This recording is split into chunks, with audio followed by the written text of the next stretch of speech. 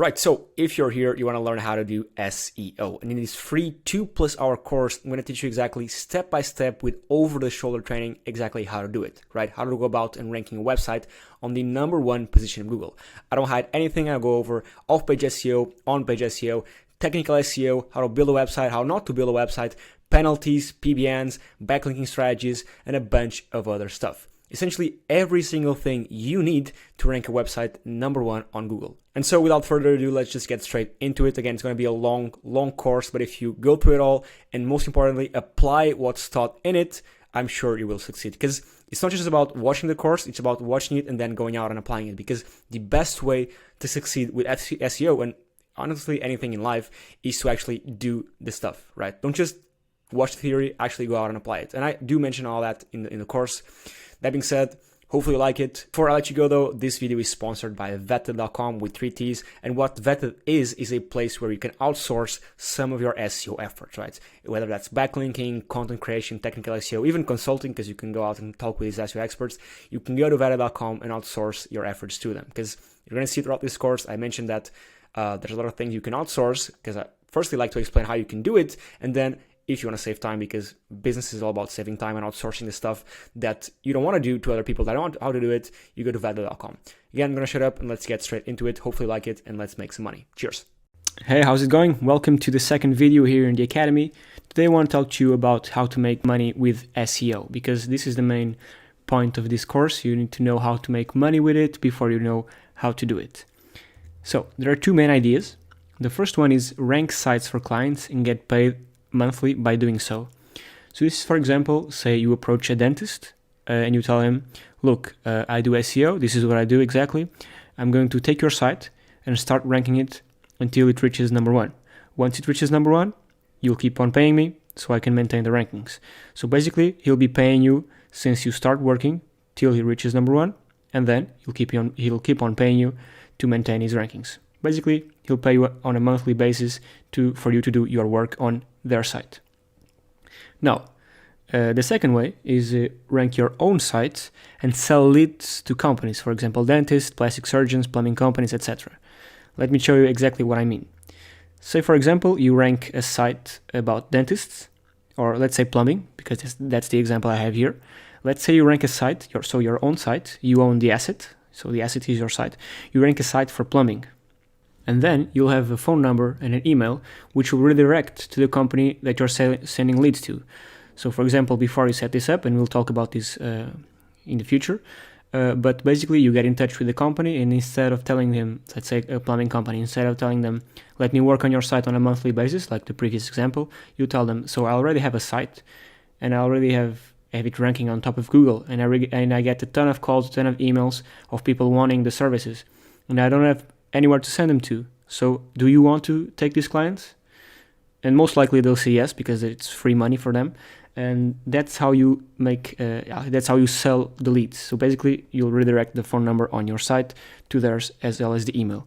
But more on this later. This is just for you to get an idea of how exactly we can make money with SEO. Then there are less common methods. That being said, even though they're less common, they aren't less profitable. These are extremely profitable as well.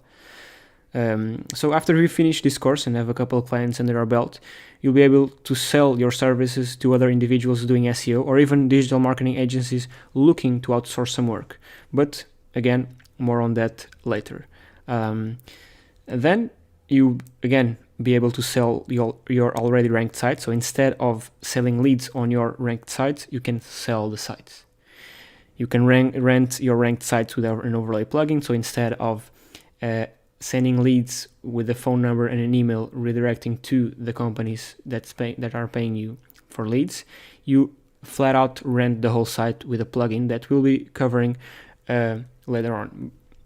Again, more on that on later modules. All these are explained in details in the next modules. This was just a video for you to be aware how money is made with SEO and the different ways you can do it yourself. Okay, so that being said, I'll see you in the next video. Hey, so here I want to talk to you about SEO versus paid ads, and I want you to understand the difference between them. This will be a quick video, but I think it's important. So first of all, paid ads are great. I mean, I'm sure you've clicked some paid ads, but this course obviously is focused around SEO. But I want to tell you that some figures that just so you have a more clear picture of what the difference between them is. So ads have less clicks, and I'm sure you know about this, but if you didn't know, now you know, because people are keen to click on organic search results because they convey more confidence. So that's one of the reasons why Google is constantly trying to make ads more look less like ads, you know. So recently they just recently, like a couple of years ago maybe, they just changed how the ads looked. So previously the ads were, I think, blue, and now they're the same color as organic search results, and they only have like an AD saying ad in black on the corner. So they're trying to integrate and make the ads look more like organic search results. That's because people tend to click on organic search results instead of ads, because people value way more someone that got at the top of Google by working hard or by being a good company than someone that's just paying to be there. Okay. Again, the ads have less clicks. It's about 30-70, 70 for the organic results and 30 for the ads. This is not exact figures, but it's more or less that. Now, second thing, if you stop paying, you stop getting leads. So this is, of course, really simple, but if you run an ad for lead generation or for anything else, as soon as you pay, as soon as you stop paying it, you stop getting leads because the ad will be shut down. That's not the case with SEO. SEO is forever, not exactly forever, but once you're up there, it requires low maintenance to stay on top. That's the main difference. So ads, you stop paying, you stop getting results. SEO, you stop working, not stop working, but do a little bit of maintenance, you still get results. And SEO is a long-term game, which makes it more efficient in terms of costs. This is the big difference between SEO and paid ads. It was a quick video. I just wanted you to be aware of this. And yeah, I'll see you in the next one. Hey, welcome. So in this video, I want to cover the SEO keys. And as you can see, I have a little key right here, just to emphasize the fact that these are actual keys. But there are 4 simple keys. SEO breaks down to 4 simple keys, if you want to break it down, which are the following. Page relevancy, domain authority, and this is not to be confused with the domain authority that Moz, an SEO tool, gives you. Later on that I'll explain it. But so page relevancy, domain authority, link authority, and link relevancy. And the best site that has the best combination of all these 4 will rank number 1. It's that simple. Now, I want to go over each one individually. Remember, our goal is to increase these 4 points, so 1, 2, 3, and 4, in order to get our site ranked. But speaking about the page relevancy, let's say someone is searching on Google and wants to buy a phone. Everything that's on the page they click on the site, everything from the title to the description to the content to the images, videos, the image alternate text, which I'll talk about later on, everything that's on that page needs to be relevant to what the person is searching for. Okay, so a page relevancy means that the page or the site that's ranking is relevant to the search that person did. It's pretty obvious, but that's basically the first factor. So if someone searches buy some sunglasses, there won't be pages appearing for buying pianos. Okay, so obviously a page needs to be relevant to the search that someone's doing. Okay, now domain authority. This is the most complicated to replicate, and again, this is not domain authority as measured in tools such as Moz, which I'll cover later on what these tools are. But basically, there's a tool in the SEO world that measures domain authority as DA, domain authority, but it actually put like not a trademark, but it's domain authority measured as in their way of measuring domain authority. When I talk about domain authority, I talk about the actual authority of a domain in Google's eyes. Okay, so for example, Forbes is highly authoritative domain, but more on that later. Again, this is the authority of a domain in terms of how powerful it is and how trustworthy it is in Google's eyes. And what determines the authority of a domain are the links that point to that domain, the quality, and where they come from. which we'll talk about in a moment. Then it's also influenced by the click-through rate, which is basically, say someone searches on Google for to buy some sunglasses. Say, for example, if 100 people search and 10 click on your site, your click-through rate is 10%. Okay, the higher the click-through rate, the better. Sometimes it happens that you're ranking number 1 for a certain keyword, and people, instead of clicking your result, click on the second one. So this means that the CTR, the click-through rate for the second result, is higher than for yours, and this will impact your ranking. So if Google sees that people are searching for something and just clicking the second and third results, why would that one be in first if no one is clicking it? So it will be dropped down. Okay, so CTR is important.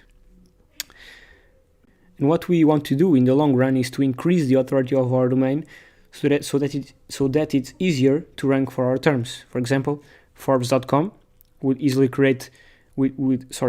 rank for many terms because it's super authoritative. So if they were to publish an article about buying sunglasses, it would probably outrank your site any day because they have an extremely authoritative domain. Then link authority. What matters here is the number of links pointing to your site and the quality of those links. So I'm sure you've heard this before. It's best to have one super powerful link pointing to your site than 10 bad, low powerful links pointing to your site. Sorry. Again, it's important to have a good mix between quality and quantity, but you don't want to have hundreds of bad quality links. You want to have some links and make sure those links are of quality. Then link relevancy, which is the last factor, the last thing that matters about links. Actually, not the last thing, but almost the last one. Links from relevant sites carry more power. So I have here an example. Let's say you have a site about motorcycles, so you want to rank in Google for search terms related to motorcycles. Let's say a car site is linking to your motorcycle site. No bueno, doesn't make any sense. But now let's say a motorcycle site is linking to a motorcycle site. This is good, it actually makes sense. The link is relevant. But keep in mind, I have this in capital letters as well, the power is always transferred. So even though the link is not relevant, the power is transferred. So keep that in mind, okay? Because you won't find relevant links every time. But if you can find relevant links, go for it. But again, relevancy isn't everything. Power is transferred either way. But if a link is relevant, it carries even more power. And then the anchor text, which is actually the last thing that matters about links, is where you can also add a little bit more relevancy. So let's say the anchor text, so it's the text on the link where you can click. Where you can click to go to another site. Let's say there was a motorcycle site linking to our motorcycle site, and the anchor text, so where we would click, if you would click buy a motorcycle, it would redirect them to our site. This would make sense because it's an anchor text which is relevant to the site it's linking to. Okay, so you can play with this. You can have anchor text relevant to the niche or to the site you are trying to rank for. So a link can be relevant in the way, so in two ways, where it comes from and what the anchor text actually is. Make sense? And the perfect process is basically to have a relevant page, which means relevant to the search again. So if someone is searching for sunglasses, your page won't be about pianos, it would be about sunglasses. We also want to have a powerful domain with high metrics. We'll cover metrics later on.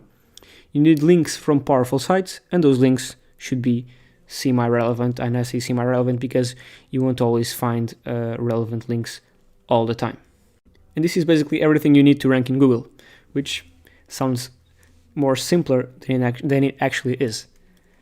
But moving on, here you can see the correlation between average domain rating and the ranking in Google. This domain rating is measured. It's called DR.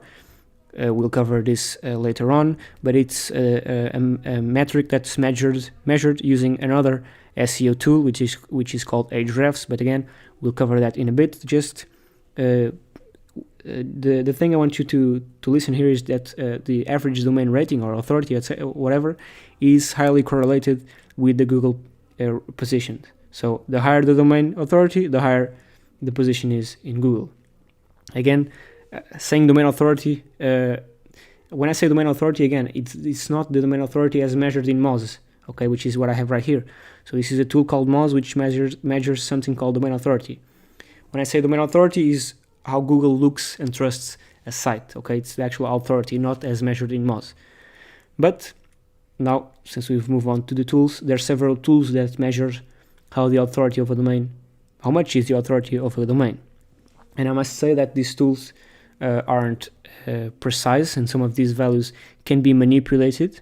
So please don't completely trust these tools.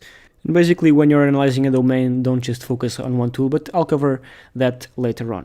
But again, what Moz measures is, what Moz measures is domain authority and page authority. As you can see, this is the inside of the tool. We'll be going over how this tool works in a later video. So later on, again, I'll explain to you how to use these tools in detail. I just wanted you to be aware of these 4 principles of SEO, and that there are some tools that can help us measure domain metrics. That being said, I'll see you in the next video. Hey, how's it going? Welcome to another video. Here I want to talk to you about the 2 types of SEO. This will be a quick video, but a really important one. You've probably heard of them. You've probably heard of off-page SEO and on-page SEO, which are basically the 2 types of SEO there are. Now, starting with off-page SEO. This is every activity that drives awareness and traffic to your site.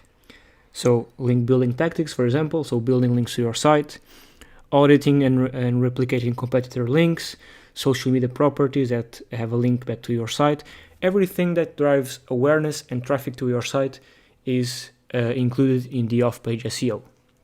Now, on-page SEO. This is everything that's done inside your site.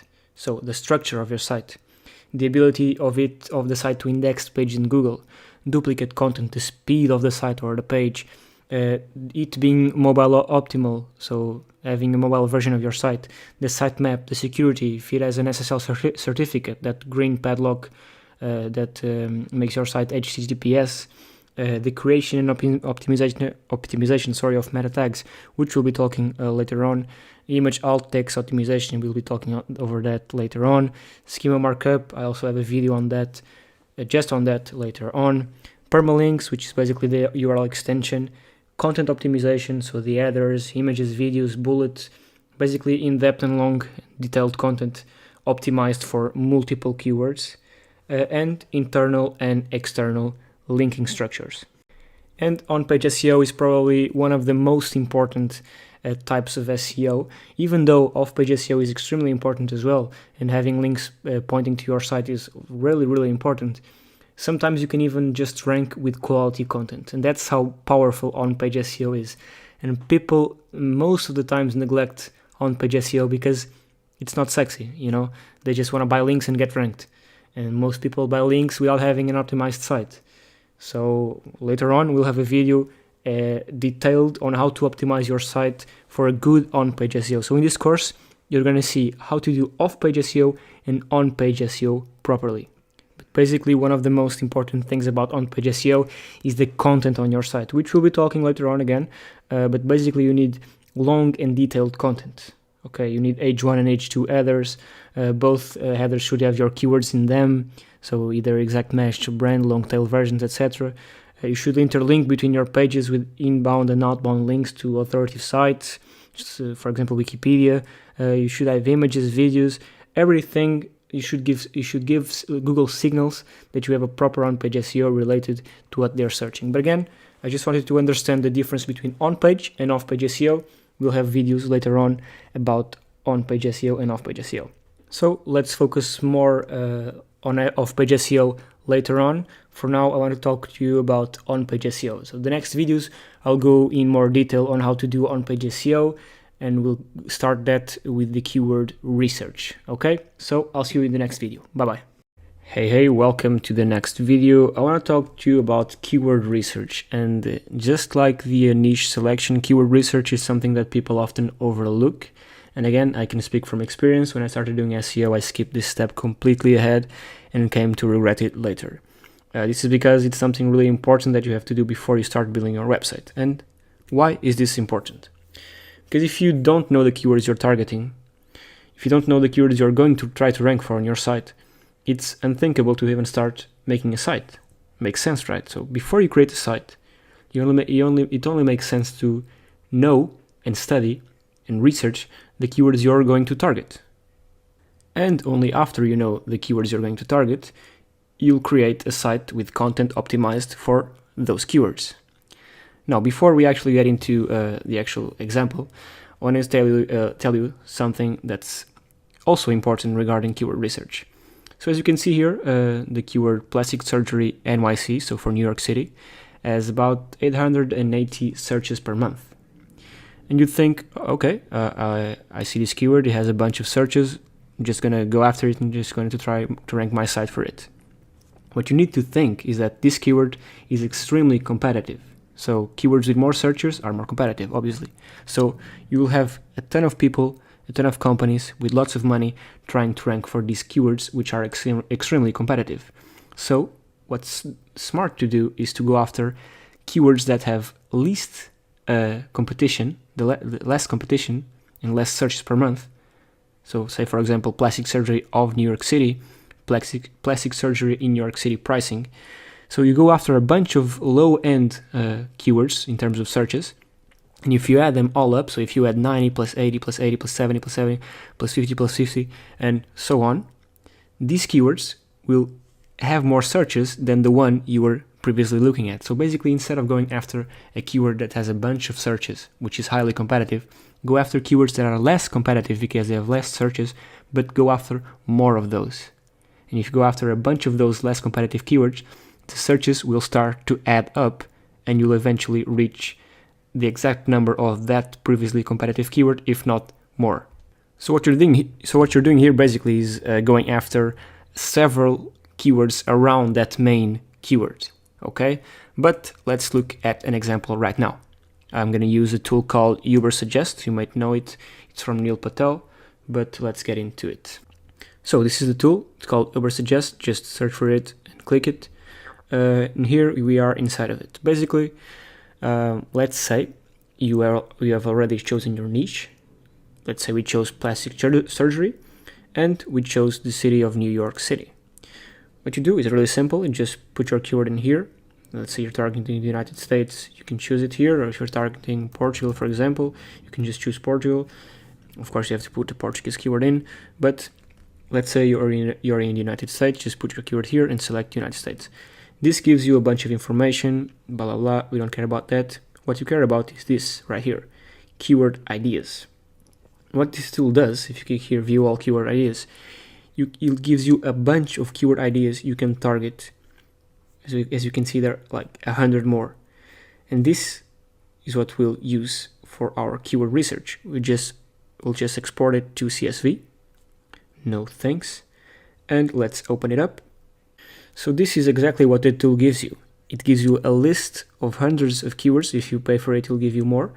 But basically, these are all you need. But it'll give you a list of hundreds of keywords that you can target as well as their search volume.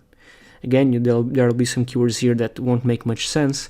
So, for example, in the plastic surgery niche, you'll find keywords that are directed to some surgeons or clinics, for example, Jaeger plastic surgery. I'm not sure what this one, but let me see. For example, Casir plastic surgery. This may be like a doctor or a specific clinic. So these ones you just won't need, just delete them. But basically what you'll do is go here and figure out the keywords that make sense for you to target. So don't target hospitals, don't target specific doctors, just target general keywords. So this one we won't target as well. Just target keywords, for example, so salary. We are also not interested in salaries. We just want keywords that people search in order to actually do a plastic surgery. So for example, pricing, this one is good. I'm just going to bold out the ones that are good. So this one is good. New York, plastic surgery, NYC. This one, not really. We can just delete it. Okay. Oh.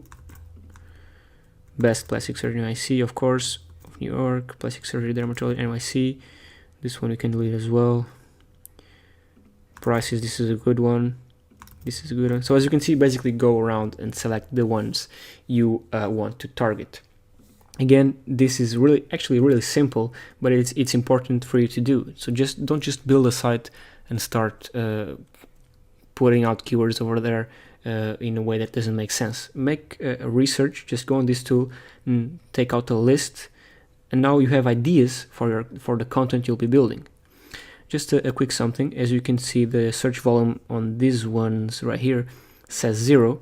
This isn't entirely true. Okay. It just means that they have low search volumes. It's not 0, but it's low. And the thing I was talking to you about before, so this keyword has about 880 searches per month. So plastic surgery NYC, which means it's a very competitive keyword. But then again, if you target low competitive keywords, if you sum, for example, all this up, it will add up to maybe almost, if not more, than this. So this is the idea here. Don't just target, of course you'll also target these ones because we want to go for competitive keywords as well, but also target the least competitive keywords, which will make a huge difference and will give you an advantage over people just trying to rank for this one. Okay, so you're also trying to rank for all these ones that have lower search volumes.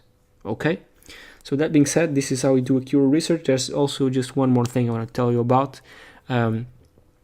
If you go here, if you go to Google and just type your main keyword in, if you go all the way to the bottom, Google also gives you some suggestions. So some other keywords people also search for that might not be included here. Okay, so just take that into account. For example, I don't think best plastic surgery NIC was here included. Let me just double check. Yeah, it wasn't. It had 2018 after it. So make sure you also go to Google and see what people are also searching for, because if Google gives you this information, it means that people are searching for it. And that concludes how you do a keyword research. It's quite simple, but it's just a step that most people often overlook and don't do. But it will be important when you're creating the content and when we're building the site.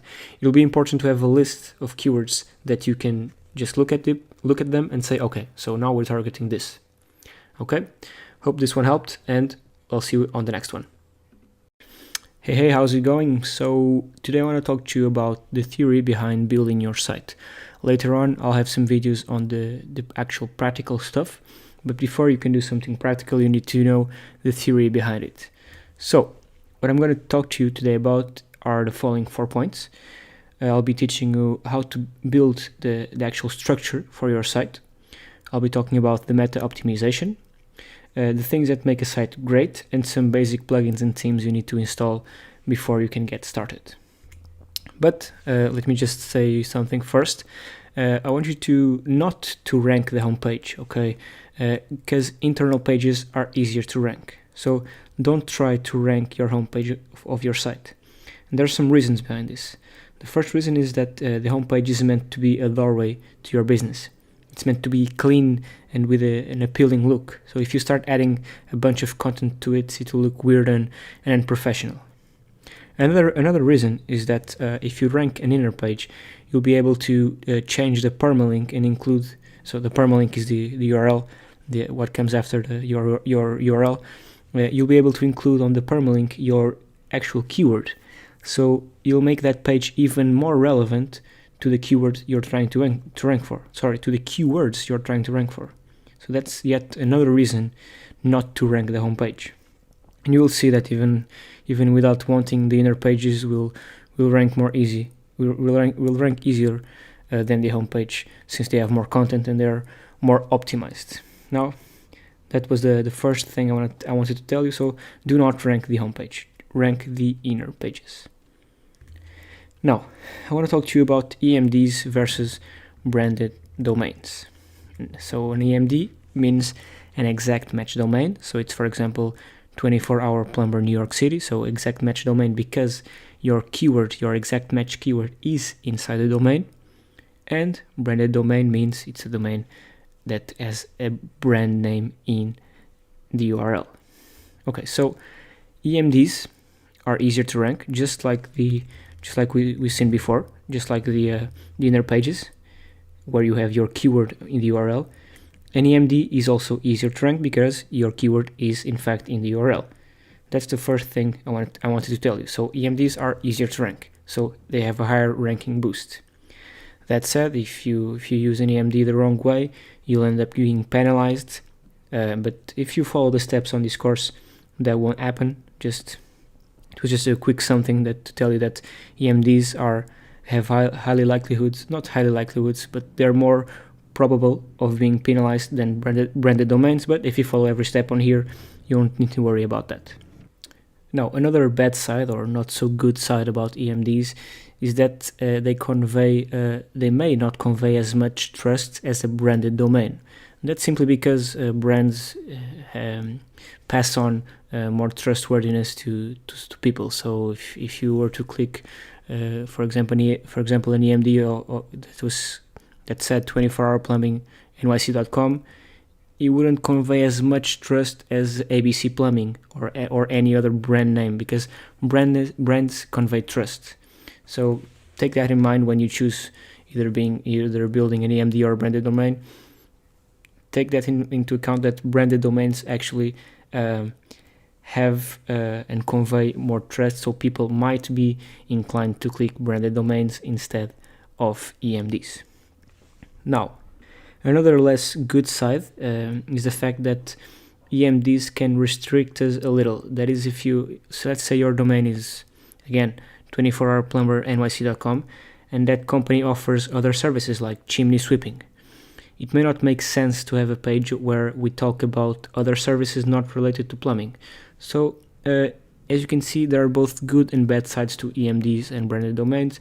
EMDs have a higher ranking boost, but on the other hand, they may not convey as much trust and may be a little bit less flexible. On the other hand, branded domains do carry more trust and are more flexible, but they can be a little bit harder to rank. That's not to say you cannot rank them. You can all the time, but yeah, that's just the overall picture. And here is a perfect example of that flexibility I was talking about. As you can see on the left, a branded domain, you can have different services. So in this case, you have plumbing services and drainage services, and you can have different locations as well. For example, on the right, let's say your domain exact match domain is plumber New York. You're restricting yourself to only plumbing services and only in New York. Okay, so that's the basic idea behind these two ways of building a site. Again, exact domain, we are more restricted to a specific niche and location. In this course, we're going to focus more on the right side, on the exact match domain. That's just because the sites are less complex to build. As you can see, we're targeting one location and one service. But if you were to go with the brand name, we would be able to target different locations and different services. But don't worry about the idea here is that SEO will work for both these types of sites. It's just the way they're built. So choose either one of them. Either one of them works just fine. Now, how do links actually work? Links work like a liquid, so they flow. And let's say the red pages are the pages we are trying to rank. We'll be sending links directly to them, but it's also essential to send links to the home page and the other pages above, so that the power of the links flows from top to bottom. So don't just send links to the pages you're trying to rank, in this case the red pages. Also send links to all the other pages.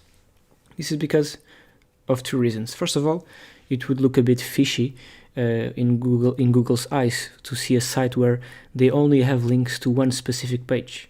That doesn't make much sense. So a normal site has links to all the pages. It has links to the home page, the contact page, the inner pages. So you want to make sure you send links to all the pages. And then how do you make sure that that a link sent to the home page actually provides value to an inner page? This is where interlinking comes in. Remember, the link power works just like a fluid, just like a liquid. So if you're linking to the home page, if you send a link to the home page and that home page is linking to your inner page, that link juice, that link flow will flow directly to the inner page. So make sure you interconnect your site, and we'll be talking about this later on. Make sure you interconnect your site and the pages in a way that makes sense. For example, you can connect the home page with the contacts page. Okay, you can connect the contacts page with the page you're trying to rank. Okay, so you have to do what it's called interlinking, so the link juice will flow equally throughout all your site. That said, I'll be covering interlinking later on. This is just a theoretical aspect of it. Now, regarding meta tags optimization, and you can see sometimes I write optimizations with Z's, sometimes with S's. So I know with Z it's the American way, with S it's the British way, so I'm sorry about that. But back to it. It's very important. This is something that's very important on the pages you're trying to rank.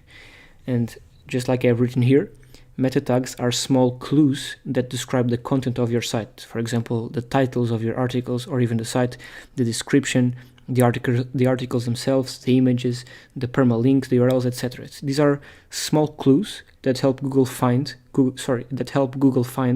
your site and know what it's all about. So they're extremely important. I have here an example. So let's say, basically, we want to tell Google the best way to treat our site. So we do the following. We have a main keyword, in this case, plumber NYC. We find long tail versions of our main keyword, so best plumber in NYC, as well as some synonyms or other secondary keywords, okay, such as plumbing company NYC, 24-hour plumber NYC, certified plumber NYC, etc. And what we do is we include these words, these keywords, scattered throughout our website.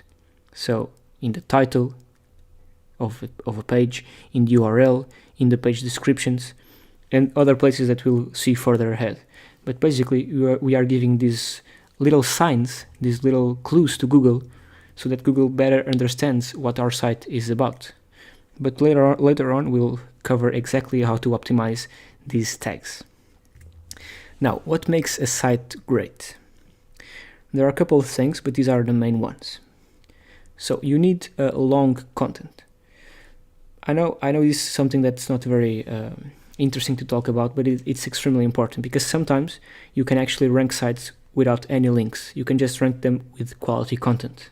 In niches where there's not much competition or medium competition, you can do so. I have done it, so it's possible. But most sites, the truth is that local companies and businesses, be it plumbing, dentists, plastic surgeons, clinics, etc., have little to no content, which is not a point in their favor. So the more content, the better, of course, to some extent, and I'll show you why that is in a minute. Also, in that same content, you need to include some relevant images and videos. Of course, again, little clues you're giving Google that your site is relevant to a certain theme. And I'll talk about later on how to optimize those images and videos so that Google knows that they are about your niche. Okay. Then you need to have external links to sites like Wikipedia, newspaper sites, blogs, etc., that are authoritative in your industry, because Google values the sites we link to throughout our site. So it's good to link out to other high authority sources in our niche from the page we are trying to rank. And again, I'll talk later on about this. Then, of course, you need to sprinkle your keywords throughout your content, just like we talked about. And again, interlinking. So it's very important for the power of links to flow. We can go back to that diagram I showed you before. But because if the pages are not linked to each other, the power of links will not flow from one to another. So it's very important you do so in order to maximize the link juice you are pointing to your website. And something that's also important is that most of the links will be sent to the homepage, just like in a regular website. So we have to make sure that the homepage is linked to the page you're trying to rank in order so you can take advantage of that link juice as much as you can. But regarding the long and detailed content, here's two graphs from backlinko.com where they clearly show that covering several topics in your content is the best. Okay, so on the left graph you can see that the number of words.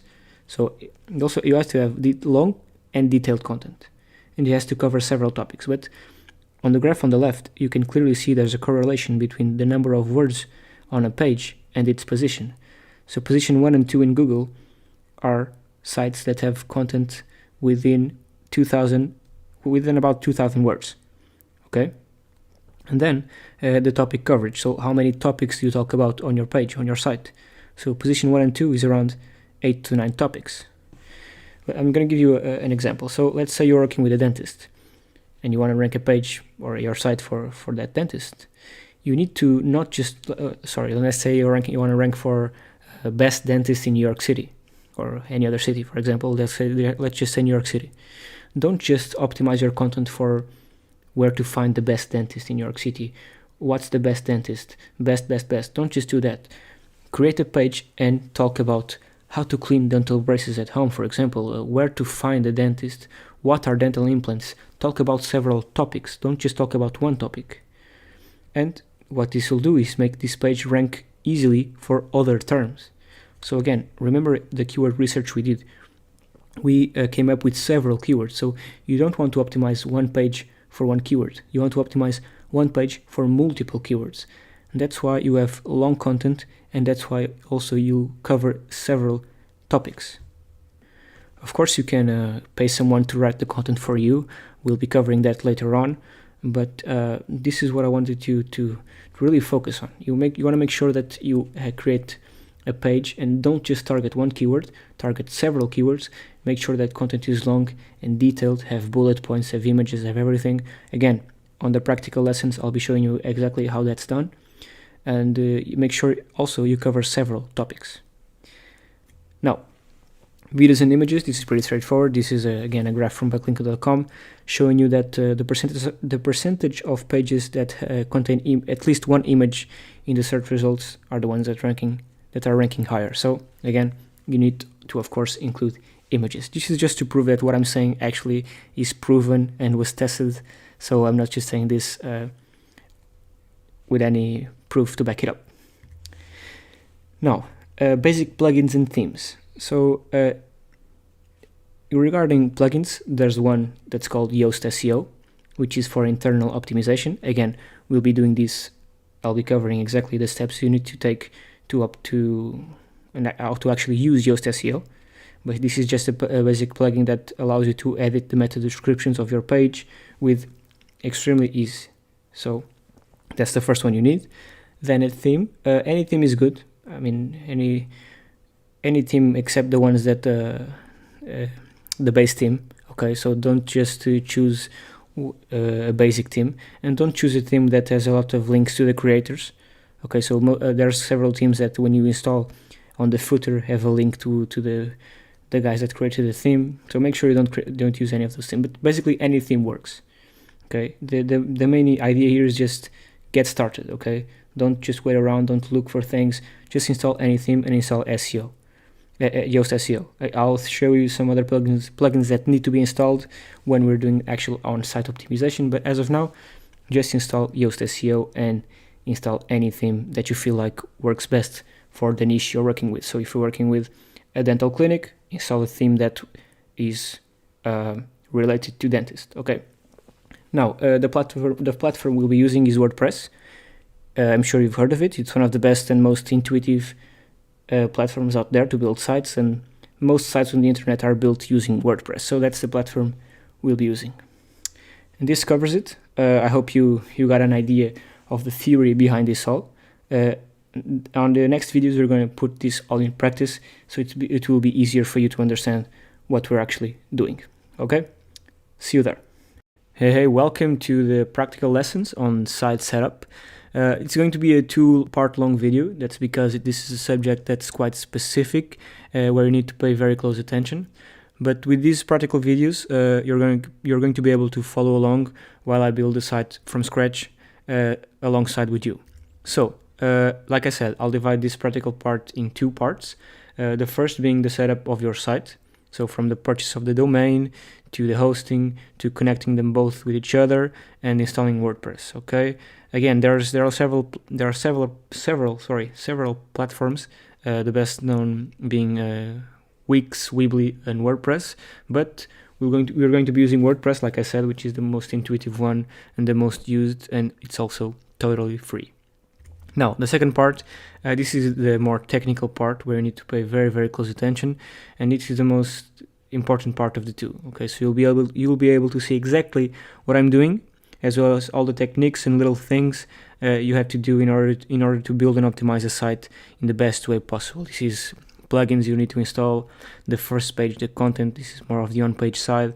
The images, the videos, how to upload images in the best way possible, the external and internal link building strategies that you need to do, featured images, service areas, contact pages, terms and conditions. This is to give your site a little bit of more trustworthiness in Google's eyes. Basically everything you need to do to get your site set up in the more technical aspect. So that being said, the next video is going to be the first part, so it's going to be this one right here. If you already have it set up, you can skip it and go straight to the second part. If not, I recommend you do it, and yeah, I'll see you in a bit. Hey, how's it going? So if you're watching this video, you probably want to set up your domain and hosting and interconnect both, and then install WordPress, and that's exactly what I'm going to show you how to do right now. So for this, I'm using Namecheap. They're affordable, and I've been using them for years now. So this is the one I definitely recommend to buy domains as well as buy hosting. You can use GoDaddy or any other one, but I recommend Namecheap only because I've been using them for years. So what you're going to want to do is, of course, create an account and let me log in mine. And once I'm there, I'll be back. Okay, so I'm in. I'm gonna have to blur out all these domains, but what you're gonna want to do is go to domains, domain name search, and this is pretty straightforward. You just write the domain name you want to buy here. So we're gonna do plumbing NYC. Let's see if this one is actually registered already or not. Probably yes. Sorry about that. .com. Again, this is the site I'm going to show you how to rank and how to build. I'm going to do an exact match domain, just like I told you, but you can do a branded domain. So let me think. Let's do plumbing. Let's do like this.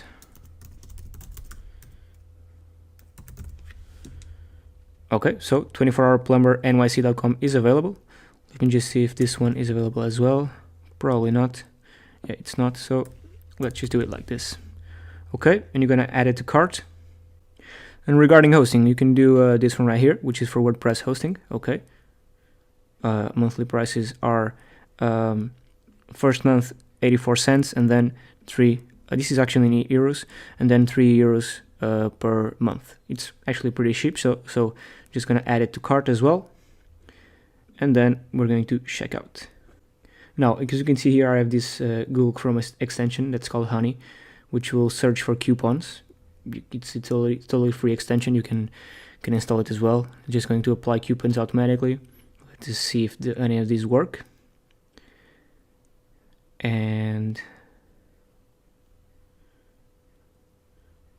yeah, looks like we saved $1.50. Okay, so this coupon actually worked.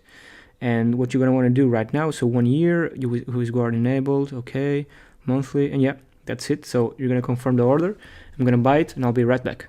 Okay, so I just bought the domain and the hosting. You'll be redirected to this page right here, and just go ahead and click on manage here on the domain name. Okay, so because you bought Namecheap hosting, and because you bought the domain and the hosting on the same on Namecheap, you don't need to touch this. Okay, so just leave them as Namecheap basic DNSs. Okay, and now because you bought that easy WordPress installing, you just click on apps right here on the bottom left corner. So right here, click easy WordPress. This is pretty straightforward, but I'm gonna do it with you. Just click setup WordPress. Website name, let's do 24hour plumber NYC. Continue. right here.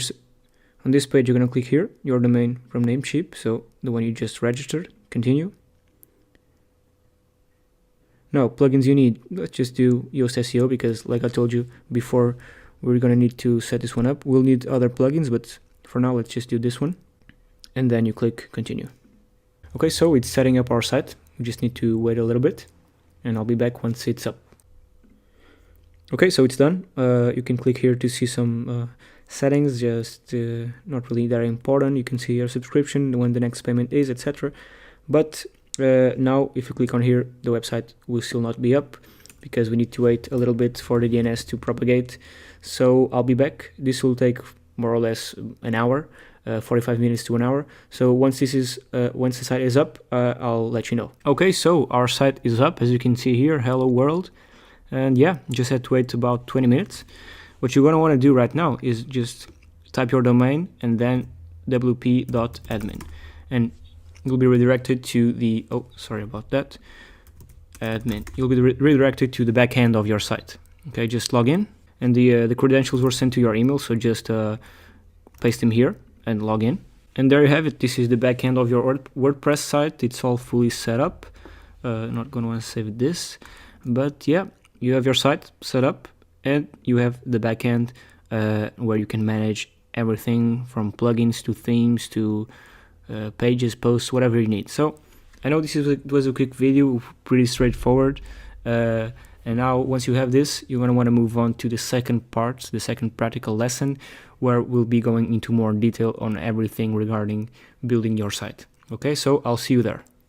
Hi, welcome to this quick video. I actually recorded this later on because I wanted you to have a better understanding of the how behind on-page SEO, and also the why.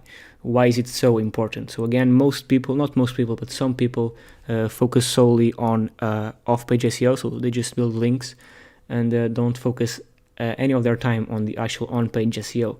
And this is a problem because, like I said, you can just rank a site without links. You can just rank a site with a quality on page. So let's just get straight into it. I wrote this here, everything here on purpose, because I want you to read it with me so you can pay close attention. So quality content, high quality content actually. Why is it important? It's important because when you reach the first page, other factors become relevant to reach the top 3 positions, such as the bounce rate and the time a user spends on the site. So your site won't stay on the top 3 if people click and immediately walk back and click another site. So let's say you have a site, and I talked about this already, but if you're ranking number 1 and people click on your site and they don't find what's over there valuable, they'll most likely click off and click the second result. And if many people do this over and over again, Google will say, oh, why are you ranking this site first if people just bounce back? So they start ranking the second site over yours and the third site. Okay, so it's important to have quality content that people want to read, and spend time on your site doing so. Because again, if people bounce off your site a ton, Google will rank the ones behind you higher. So even though you have more backlinks, you have more everything regarding off-page, if your on-page isn't good, even though if you have more things regarding off-page, if your on-page isn't good, that can impact your rankings as well. Another thing of having high quality content is when your site starts to get ranked, you'll see that you'll start receiving links from other sites, and this only happens if you have high quality content and educational and interesting and helpful content that people want to link to. So this is the big picture of why you need high quality content. Don't just focus on backlinks, also focus on content, because it's important for people so that people don't bounce back off your site and so that you get more backlinks in the future. Now, regarding on-page optimization, why do you need it and what it is? So we've talked about this, but again, your keywords need to be used enough and in the right places. So in the H1 titles, H2, H3, etc., in the first paragraphs of your content, in the alternative texts of your images, in the descriptions, etc. This is actually more of an art than a science. No, you shouldn't spam a keyword dozens and dozens of times on the same page. But let's say if you have a 4,000 word article and you have the keyword best toasters on there, and you only have it just 2 or 3 times, one in the title and one in the body of the article. If you're doing this, you're doing on page completely wrong. So you have to have some sort of sensibility. So if you have a 100 word article, of course, if you include your keyword 10 times, it will be a bit fishy, okay? But if you have a 4,000 word article, you can include your keyword more times. Just write your articles in a way that doesn't look spammy and that looks real, okay? So you need to have this sensibility, so don't just spam your keyword hundreds of times on your articles, okay? You have to include your keyword enough times in a way that's natural, as well as your long tail versions and exact matches and branded keywords, okay? Now, regarding interlinking, again, why and what is it? So I know we've talked about this before, but I can't stress this enough. You need to interlink your pages. Your homepage needs to be connected with the page you're trying to rank, as well as the contact pages and everything. Everything needs to be interlinked in a way that makes sense, okay? So that when you send a link to your homepage, the power gets transferred to all the other pages. So you need to interlink everything in a way that makes sense. I know I'm repeating myself, but do not forget to interlink your site. Okay, this is how you can best benefit of all the links that will be built to your site and to all the pages on your site. Okay, that said, this is what I want to talk to you about. Make sure you have a proper on-page SEO done. Don't just focus on off-page SEO. Don't just focus on backlinks. Also focus on on-page SEO. Okay, talk soon. Bye-bye. Hi, so in this video, I want to give you a quick introduction to links and how to build your first links. I want you to understand what is a link, okay? Where can you place links, examples of links being built, and where you can get your first links.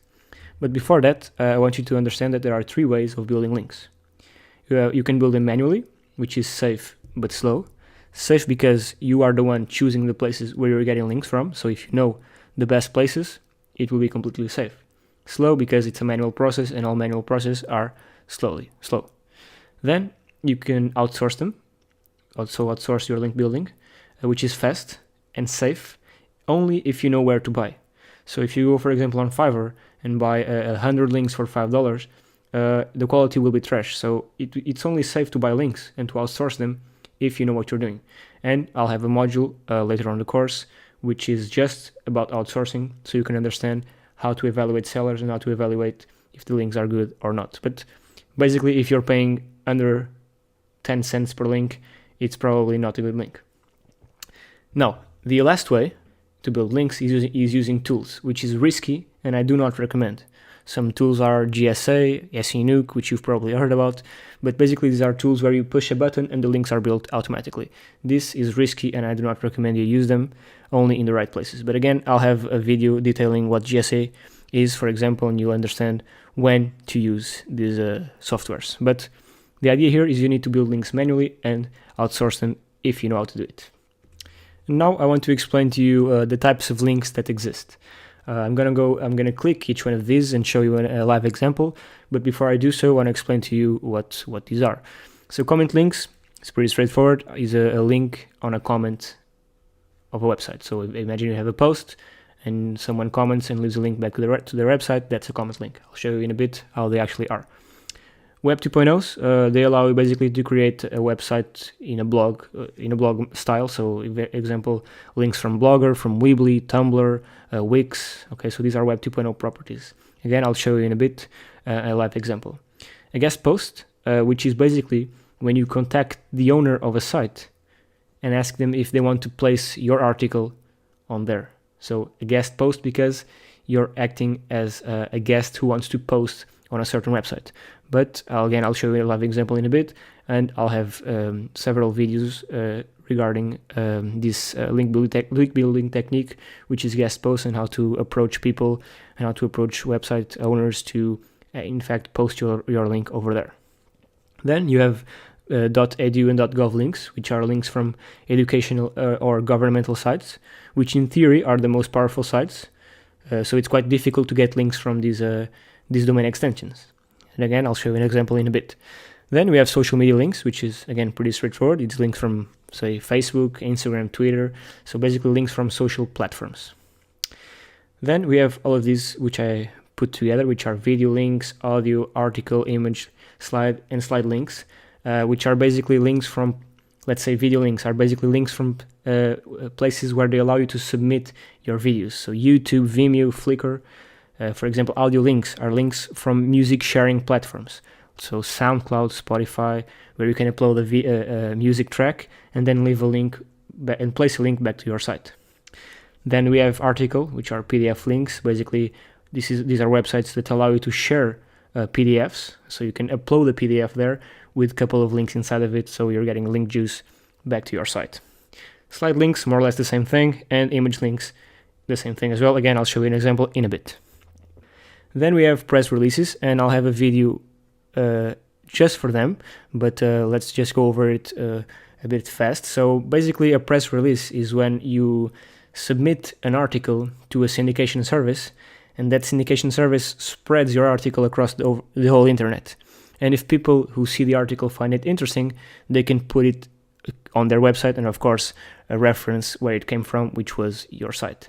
This is in theory how this works, but of course if you're working with a plumber, for example, even if you post a press release about plumbing services, most likely the people who see your article will not link to it, because it's quite hard to get someone interested in plumbing. Okay, so but I'll have a video detailing how press releases work in the future in the course. But for now, you need to know that a press release is basically when you submit an article to a syndication platform, and that syndication platform syndicates it and shares it all over the internet and places it on other websites.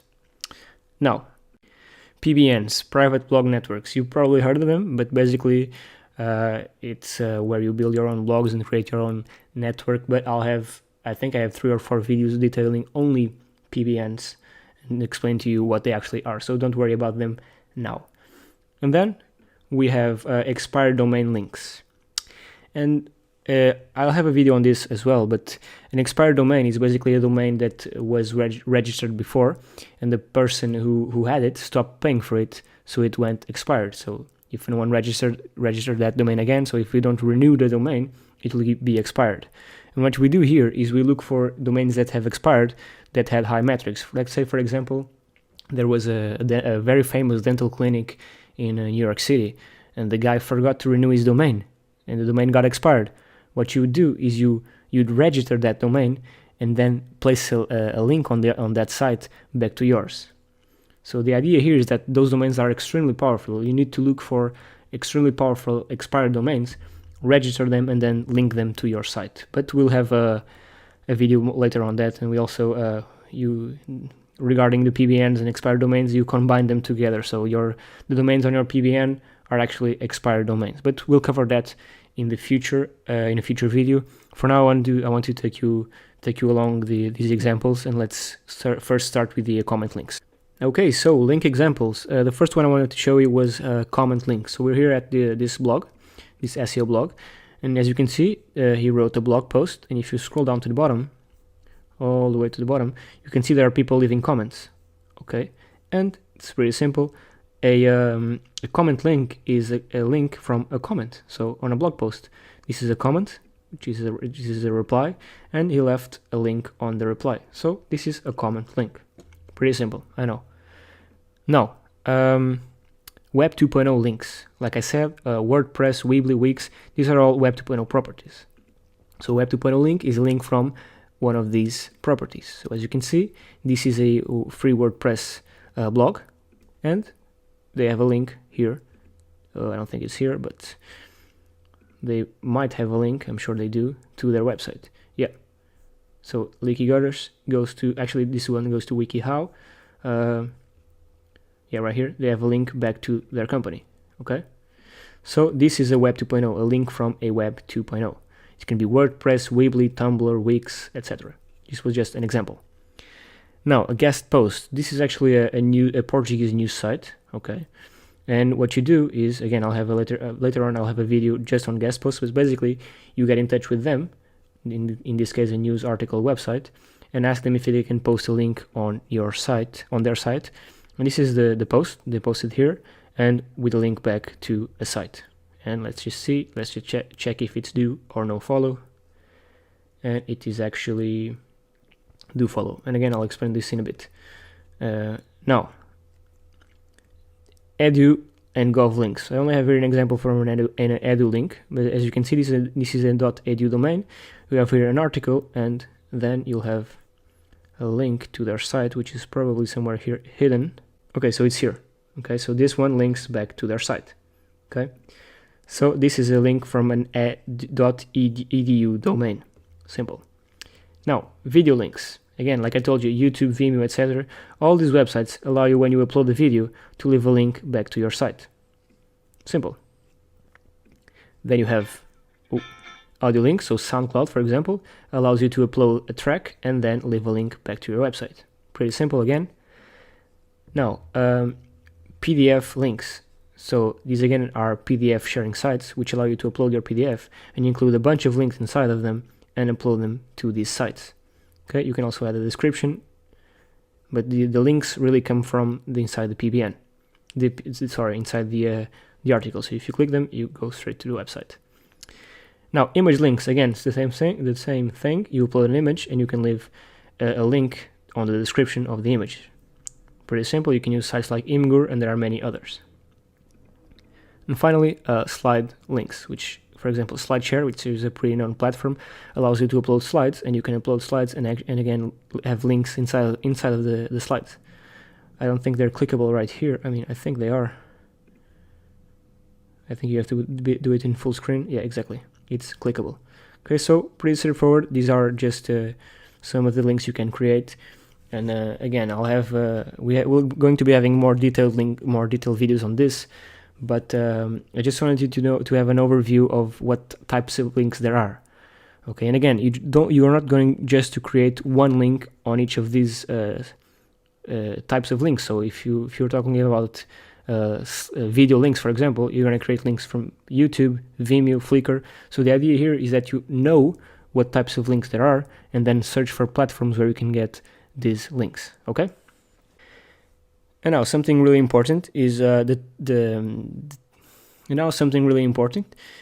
distinction between do follow and no follow links. Okay, so when your site receives a link, or a page on your site receives a link coming from another site, that page will receive a small push in the rankings. So imagine that each link we have pointing to our site is worth 1 point. So basically, the more points we have, the higher we will be. Foda-se, caralho.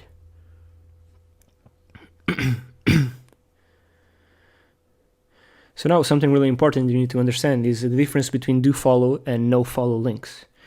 So when your site receives a link, or a page on your site receives a link coming from another site, that page will receive a small boost in the rankings. That's why we build links. So imagine that each link that we have pointing to our site is worth 1 point.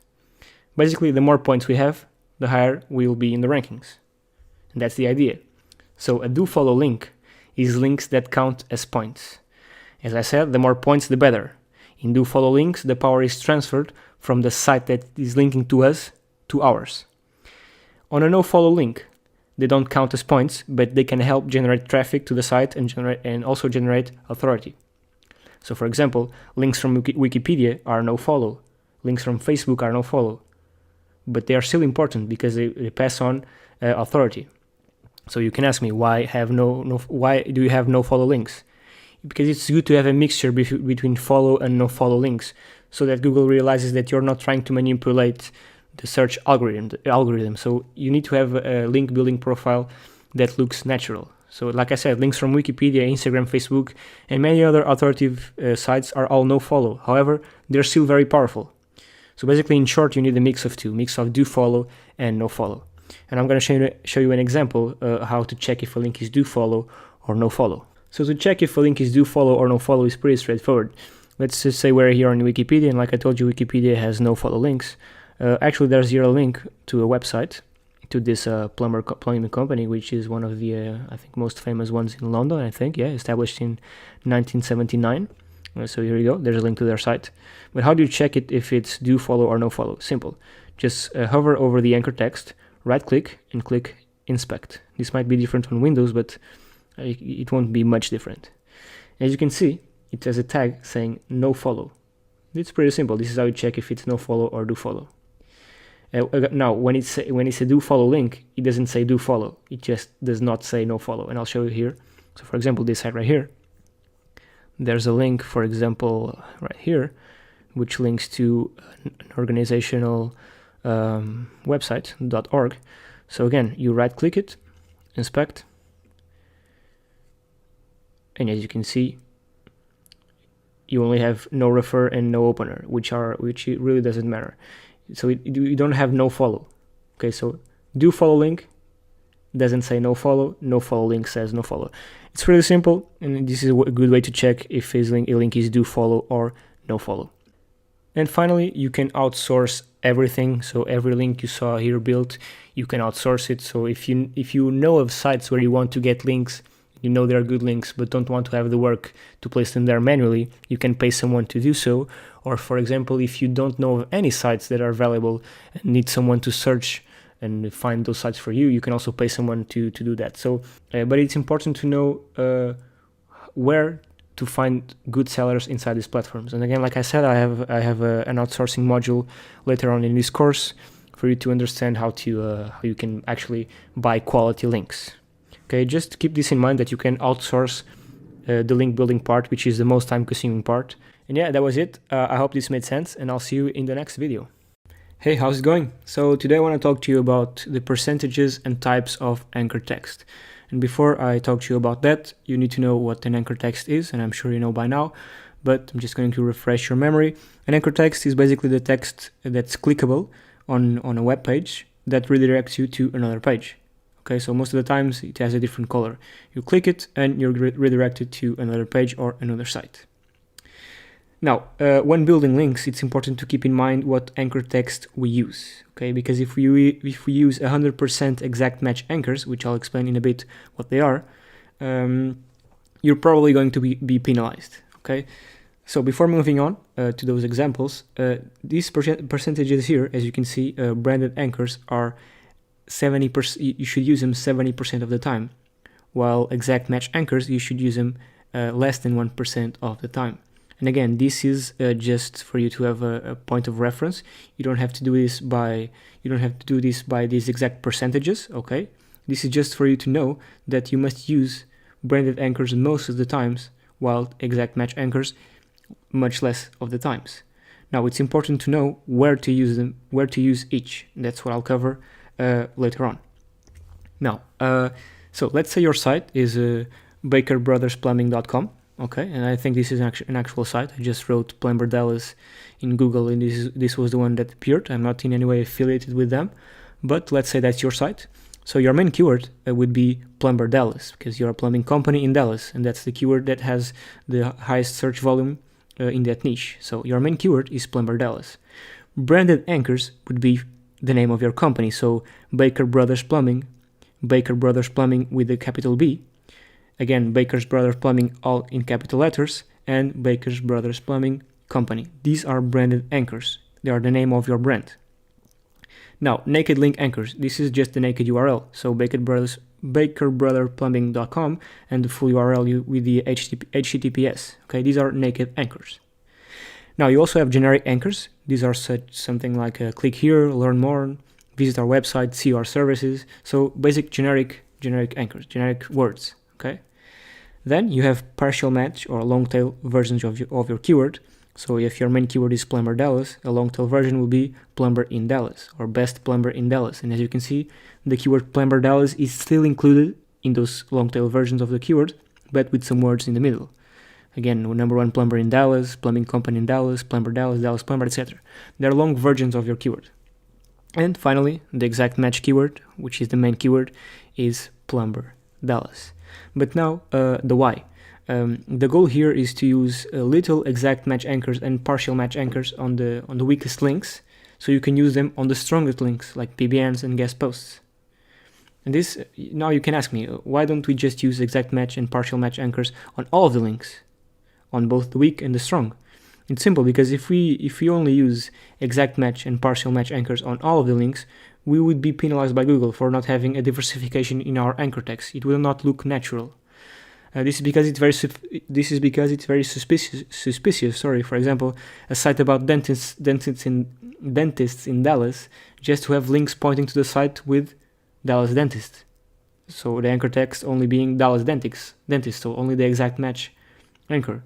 this is a red flag for Google, because Google sees that you're clearly trying to do SEO and manipulate the rankings, so it will penalize you. So it's important to have diversification in your anchor text, and it makes much more sense since you have to play with the percentages. So since you have to use exact match anchors and you can only use them in about 1% of your links, it only makes sense to use them in your more powerful links. So if you're building a link from, let's say, a comment link, for example, you would not use your exact match keyword, okay? You would use a branded anchor, or just a naked URL, or a generic anchor, okay? Because you have to make the most out of your links, and you sort of have like a quota you can't reach. So let's say you can only you're only building 100 links. So this means you can only use one of those links with an exact match anchor. It would not make sense to use that exact match anchor in a comment link, because it's not really that powerful. It would make sense to use it in a PBN or a guest post. Okay, I hope this makes sense. Again, imagine that you have a certain quota or a certain number of limit of exact match anchors and partial match anchors that you can use. And as you know, exact match anchors and partial match anchors are keywords that you want your site to rank for. Okay, not that you don't want your brand name to rank as well, but most likely you want people to reach your site by searching your exact match keyword, because most likely people won't search your brand on Google and won't search your URL on Google. People will just search the exact match keywords or the long tail keywords. So for example, plumber in Dallas. Okay, and again, imagine if you want to build 100 links or 20 links with exact match and partial match anchors. It wouldn't make sense to use those anchors in weaker links, okay, because it would be sort of a waste. Okay, so make sure you follow these percentages and use only branded anchors and naked link anchors in your weaker links, and leave the partial match anchors and the exact match anchors for your most powerful links. Okay, and I hope that made sense. This is sort of an image that explains what I just said. Basically, the top one is what you do not want to do. So as you can see, they built 6 links, and 4 of those 6 links, so more than 50%, is exact match anchors. So that's what you don't want to do. On the other hand, on the bottom, the green one, they built again 6 links, and only one of them is an exact match anchor. As you also have branded, you also have generic, you also have naked link anchors. Okay, so there's a mix. So again, these are the percentages, and again, you don't have to follow this exactly. It's just for you to have a generic idea of what you need to more or less follow. Okay, I hope that made sense, and I'll see you in the next video. Hi, so in this video I want to explain to you the difference between Black Hat SEO versus White Hat SEO. The idea is that when you're doing White Hat SEO, you're following every single guideline and rule that Google gives you, and when you're doing Black Hat SEO, you're only following some to no rules. Now, like I said, when you're doing White Hat SEO, you follow exactly the rules Google gives you to position your site in the highest positions. So if you're following every single rule, you won't be penalized. So there's no paying for links. So if you want to get links, you need to do it in a natural way. You need to produce quality content that people find relevant and interesting enough so they want to link to you. For example, many websites share links to Wikipedia because Wikipedia has interesting and relevant and important content. So the idea with White Hat SEO is that you create valuable enough content that people find interesting and want to link to your site. Black Hat SEO is the exact opposite. We do not follow all the rules Google gives us to position your site in the highest positions. So, because of that, we are subject to penalties if we exaggerate on these techniques. So it's good to have a mix between White Hat and Black Hat SEO, and I'll explain why in a bit. But in Black Hat SEO, in contrary to White Hat SEO, you can pay for links. So if you want to get links to your site, you can pay for them. You don't have to wait for someone to find your site, find your content, and decide if it's relevant or not and link to you. So strategies like PBN links are considered Black Hat SEO. Doing Black Hat SEO techniques does not imply that you'll be penalized. That's really important. You have, of course, a higher probability of being so because you're taking a higher risk than when using White Hat techniques. I personally mix white hat techniques with black hat SEO techniques because it's the most effective way to get a site actually ranked in Google. And you must take into account, of course, that there are ways of doing things and we should never abuse them. So you should never abuse and do only black hat SEO techniques. I mean, you can, but most likely you'll be penalized eventually. Now, here are some examples of some black hat SEO techniques. Like I said, PBN links are completely black hat, but again, I'll have a couple of videos in this course explaining to you how to actually create a PBN network that's immune to being penalized. Then you have keyword stuffing, which is basically including your main keyword repeated several times in the page you're trying to rank. So you shouldn't do this. You should have your main keyword, your exact match keyword only a couple of times, and then you should mix it in with long tail versions of your keyword, brand mentions, naked URLs, etc. Then you have camouflage text, which is basically putting your keywords, your main keywords or long tail versions of them, with white letters in a white background. This doesn't make any sense because even though people can't see them, Google robots can actually see them, so you'll eventually be penalized. Again, paying for links, it's against Google Terms of Service. And finally, buying reviews on Yelp, Google, Trustpilot. This is also considered a black hat SEO technique. And that concludes this video. So it's important for you to know the difference between these two concepts, white hat and black hat SEO techniques, so you can be more in tune with the SEO world. That being said, I'll see you in the next video. Hi, so today I want to talk to you a little bit about PBNs. PBN stands for Private Blog Network, and just as the name says, it's a private network of sites, which means you own all of the sites present in that same network. And the idea here is that, let's say if your money site is about dentists, you'll have a PBN with several PBN sites pointing to that money site of yours. And in theory, your site will rank higher in Google. Now, of course, a PBN is a link building strategy. And it's powerful because we have total control of the sites present in that same network. You have total control of the content that's published in those sites. And you also have total control of the sites that network links out to. So let's say, for example, that you're paying someone else to put a link on their site. If that person decides to link to yours, which is about dentists, but also decides to link to someone else's site that's about porn or gambling, now you have a link from a site that also links to a porn and gambling site, which is not something that you want to do. And also, when you put a link on someone else's site, you don't know if later on they'll remove the link or if the site stops working. So that's the idea behind building a private blog network, is you have total control. And of course, building a PBN may be more expensive than paying someone else to put one link on their website, but in the long run, it's totally worth it. And I'll explain to you why in a bit. So again, why should you have your own PBN? The answer is control. You can control the links, the number of links, which is the flow, and to whom you link to. Something that you cannot control if you put links on someone else's site.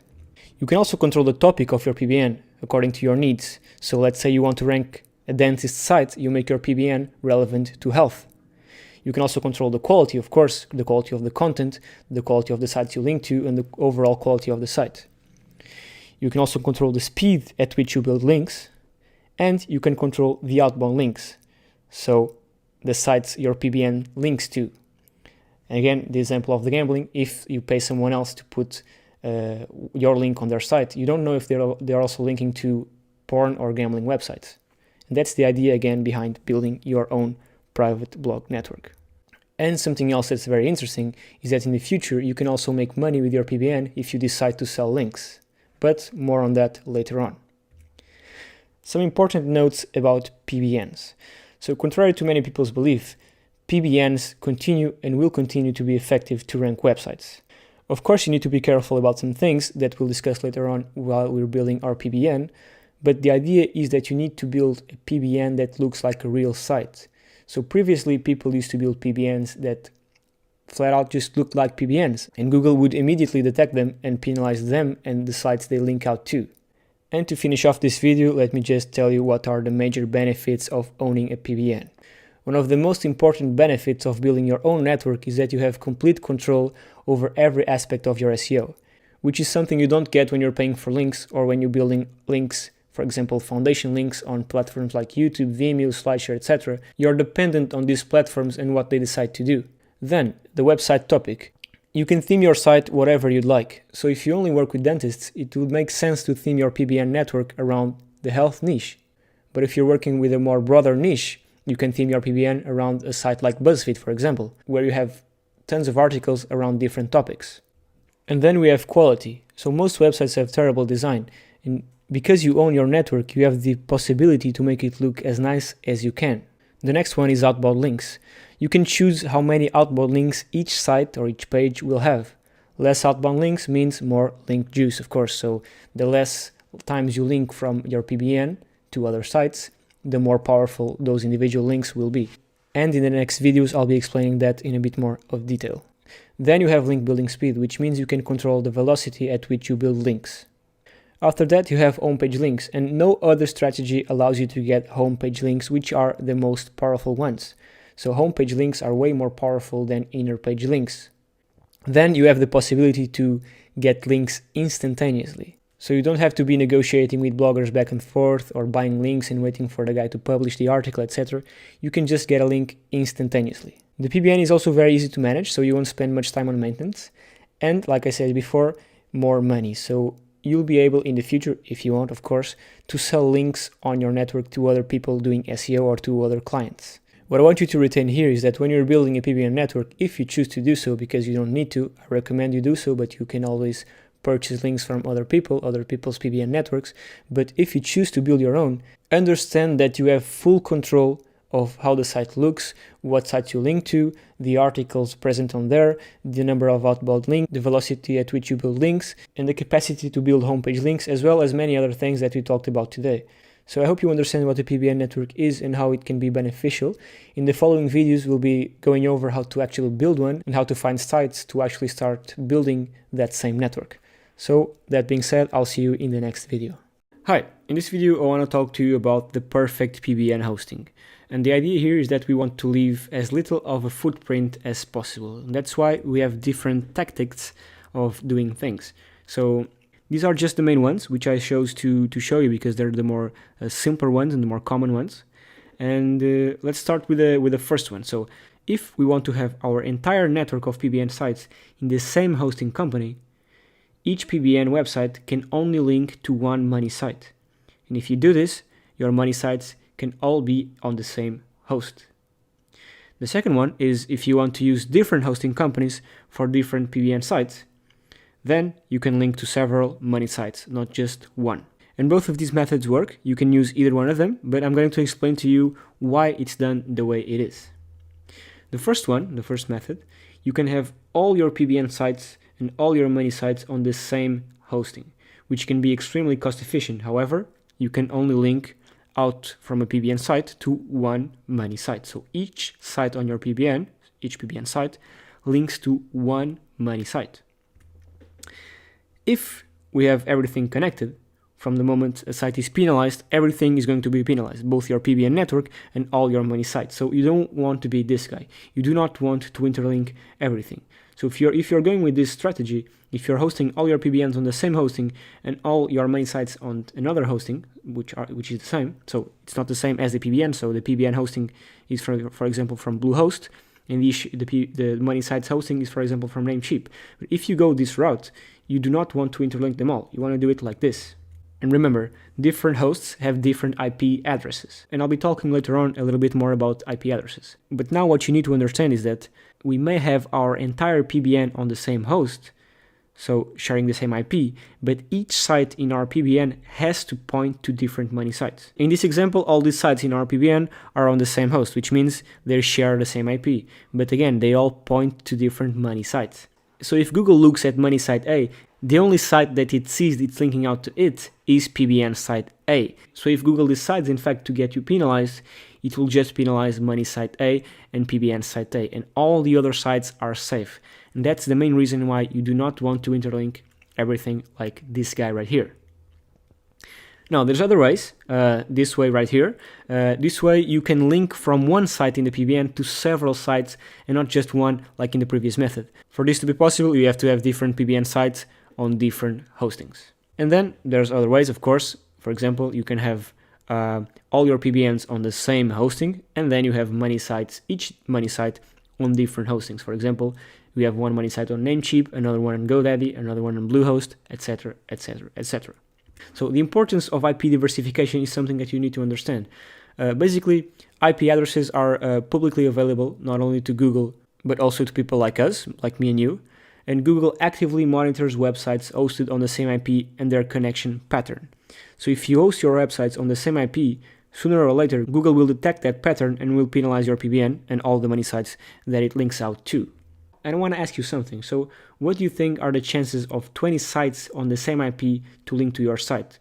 So what are the chances of having a PBN network where all the 20 PBN sites are on the same IP linking out to your site? The answer is 0. It's practically impossible, and that's why we need to diversify our IPs. But now a little bit more on IP addresses. And what are C-class IPs? So basically an IP normally has 16 numbers, and in this case on the left you can see there are 4 blocks, so block A, B, C, and D, and that's how an IP address works. And then you have IPs of specialized companies for SEO hosting. There's a couple of them that say they're specialized in SEO hosting, and these companies that say they're specialized for hosting SEO sites are a big red flag. And this is not a good idea. You should not go and host your PBN sites with these quote-unquote specialized companies for SEO hosting. Not only because Google knows what these companies are, but also because the IP they're using are sequential IPs. So they create an easy pattern that Google can easily understand. As you can see, only the last 4 digits, actually only the last digit changes, and this is a big red flag. And then you have unique C-class IPs, and these ones are different. And it's this variety that we want to have. This way it's more difficult to find a pattern. As you can see, it's really hard to find a pattern over here compared to the IPs of specialized companies for SEO hosting. And this is a perfect example of a pattern you do not want to create. These are 4 sites hosted on the same IP, and this will get you penalized. Now, a good hosting, as you can see, it's extremely complex, and we are not creating a pattern like here. Previously, this creates a huge pattern, not only because they're all the same IP, but even if they were sequential, it would create a pattern like which I showed you here. This is what you want to do. It's extremely complex, and you can barely detect any pattern here, which makes it even harder for Google to detect our PBN or your PBN. But what do you do when things go wrong? What would you do if your PBN were to be penalized? Basically, we want to make our PBN as organic and natural as possible. So if or when Google looks at it, it realizes that they are actually real sites that provide value to the community. So that being said, if your PBN were to be discovered, it could be discovered in 3 ways. The first one is Google finds a pattern, which is the most common. That's why you should not use the specialized SEO hosting companies. You should use different IP addresses. And how do you use different C-class IP addresses?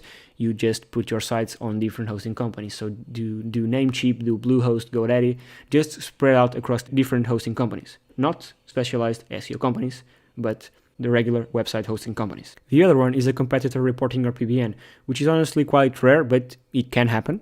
And finally, this is the least common of them all, which is a Google employee manually inspecting your PBN, which is extremely rare. But what happens next? What happens if in fact you get penalized? The answer is nothing. In most cases and in many cases, nothing will happen. But of course, sometimes in some very odd cases, Google will in fact devalue and make your PBN network useless. Google can also penalize your money sites, and Google can also penalize your money sites and the PBN sites as well, so making them both useless. And how can you prevent this? You can prevent this by building the PBN the right way. And in the next video, I'll show you how you can build your PBN network so you don't have to worry about this. Before that, some quick notes that you must be reminded is that you need to choose top hosting companies. We want to host our websites with companies that people know about. And it's important to understand why we choose a big hosting company, why we choose GoDaddy or HostGator or Namecheap. It's because when they give us an IP, it's one of thousands. So if you're using a smaller hosting company, the IP addresses they'd have access to would be much less. So that's the main reason why you choose a big hosting company. Of course, you also choose big hosting companies because of the support they give you. You also have live chat, emails, and the uptime, of course, the uptime of their servers. Now, cheap hosting makes sites slower and less secure. That's again another reason why you should use a big hosting company. Again, and I know I'm repeating myself, but you need to use different IPs for different sites on the PBN. So use different hosting companies. You need to include links to authoritative websites, just like Wikipedia, just like we talked about before. You need to diversify the themes and plugins you use in this site, so not having a PBN where the sites are all the same. This just looks suspicious. So don't have a PBN where all your sites have the same theme and have the same wording and have no logo and have nothing. But I'll be explaining this in the next video on how, in fact, to build your PBN network. Then there are plugins to block Google from accessing your PBN sites. And in theory, this is good because Google can penalize what it can't see. But the truth is that Google sees that we have something to hide. And so it has a reason to even be more suspicious. So don't use plugins that block Google crawlers. Then you need to create contact pages, terms and conditions, privacy policies, or even social media networks to make your sites look real. Basically, we want to make our PBN look as organic as possible, so that if Google looks at it, realizes it's a real site and not just a fake PBN. Then you need to publish articles with original content. Don't copy articles from other sites and publish them on your PBN. You need original content. You need to make your PBN valuable for readers because, again, you're creating real sites, not fake sites. And finally, this one is a bit obvious, but don't interlink PBN sites because if Google finds one, it will find them all and it will devalue them all and you'll lose all your network and all your hard work will go out the window. That being said, this concludes this video and I'll see you in the next one. Okay, so in this video I want to show you the actual steps in order to build a quality PBN. And at the end of the video, I'll be showing you an example of everything you need to do to make your PBN look as real as possible. Now, if you do the things right, a PBN can become a network of real sites, and that's our goal. It's usually called a PIN, Private Influence Network, because our PBN becomes a site where people will regularly consume content and not just a way to link out to our site that has no value to readers. So the idea is to build a PBN that has value to the readers and in turn will become an actual real site, which will make it even more powerful. And like I said, I want to show you a couple examples, so let's just go through these ones one by one. Starting out with the first one, as you can see, this is a great example of a PBN. And why is that? So first of all, they have a logo, they have a brand. So the brand is consistent with the logo and it makes the site look very, very real. Then they have an home page with several articles. Okay, this is more of a technological blog. They have videos. This is actually a video sponsor. As you can see, they're promoting some sort of streaming service or television. Yeah, television. And this is the most common style of PBN, which is the blog style.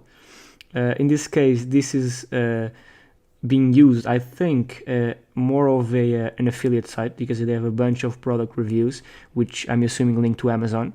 So this guy's making money off his PBN while linking out to Amazon, so with affiliate marketing, but he's also, I'm sure, linking out to some other sites, making this work as a PBN. If you just scroll down, I'm sure we can find something. This is an inner link. This is a link to an authoritative site, which is ResearchGate, and I'm sure we can find it somewhere inside. Another link, no, outside link. Okay, so this article doesn't have anything, but the idea here is that basically you cannot distinguish this being a real blog or a PBN, and this could very well be a PBN. I'm sure there's hundreds of articles, if not thousands of articles here, and the owner of this blog can for sure just post an article and link out to a site he's trying to rank. This is what we want to achieve. We want to achieve a site that looks and feels real. So this is the best example. Now, we have another one right here, which is blog style as well, but this is a really trashy site. So this is more or less what most PBNs will look like. And I'll be showing you another bad example in a minute. Now, another good example. This one just looks like a regular site. And it might as well be. It might be a regular site. I'm not saying these ones are PBNs, okay? They can and cannot be. But if they are, they're really well done. And this is what we want to achieve. This is, for example, a travel blog. So let's say you have, you're working in a travel niche. You'd be creating a PBN that looked exactly like this one and linking from this to your site. And as you can see, all of them have some sort of social media proof. So this one right here has as well. And this one might have it on the bottom. Most likely, yeah, social media properties. And that's it. It's quite simple, but it's just a way that we want to do things. We want to make sure the sites look as real as we possibly can. And let's see, for example, this guy right here.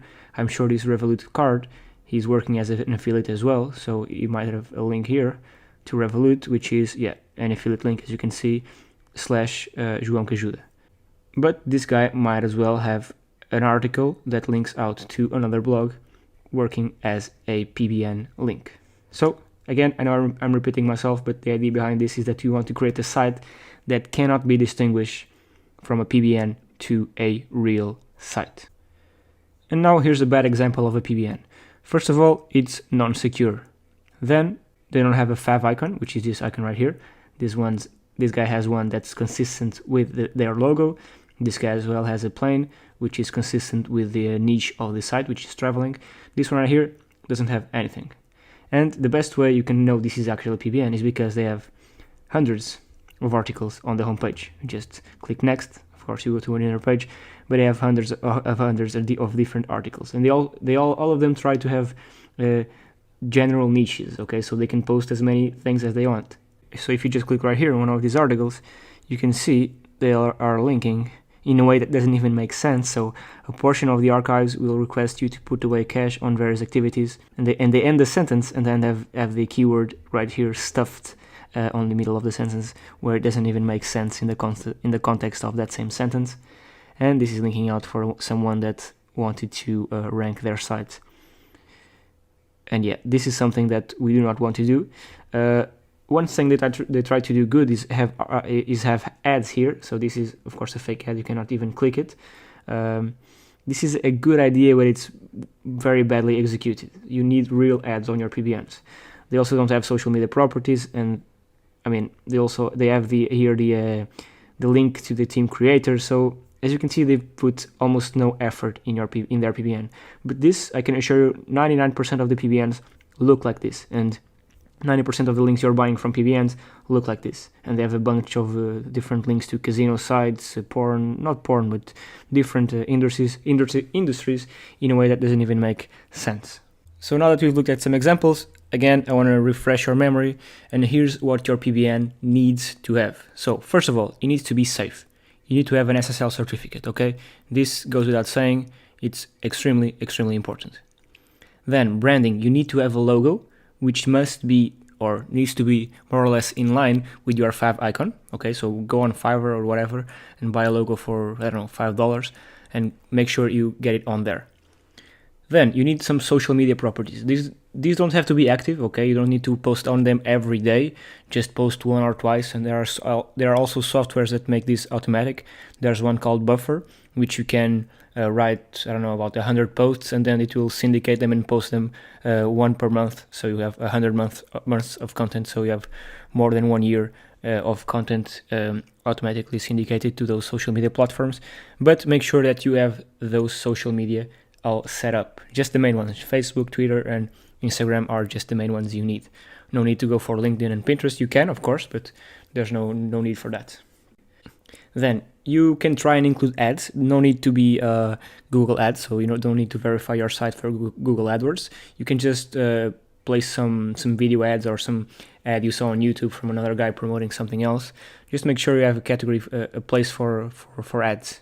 Because having ads is that extra step that makes your site look even more real. Because remember, you want to make your PBN look as natural and organic and real as possible. And of course, you need multiple pages. Ideally, you want to have the category pages, as well as a contact page, a privacy policy, and a terms and conditions page. These ones you can pay someone to write for you, or you just can find some online that work as templates, and you just have to change your website name.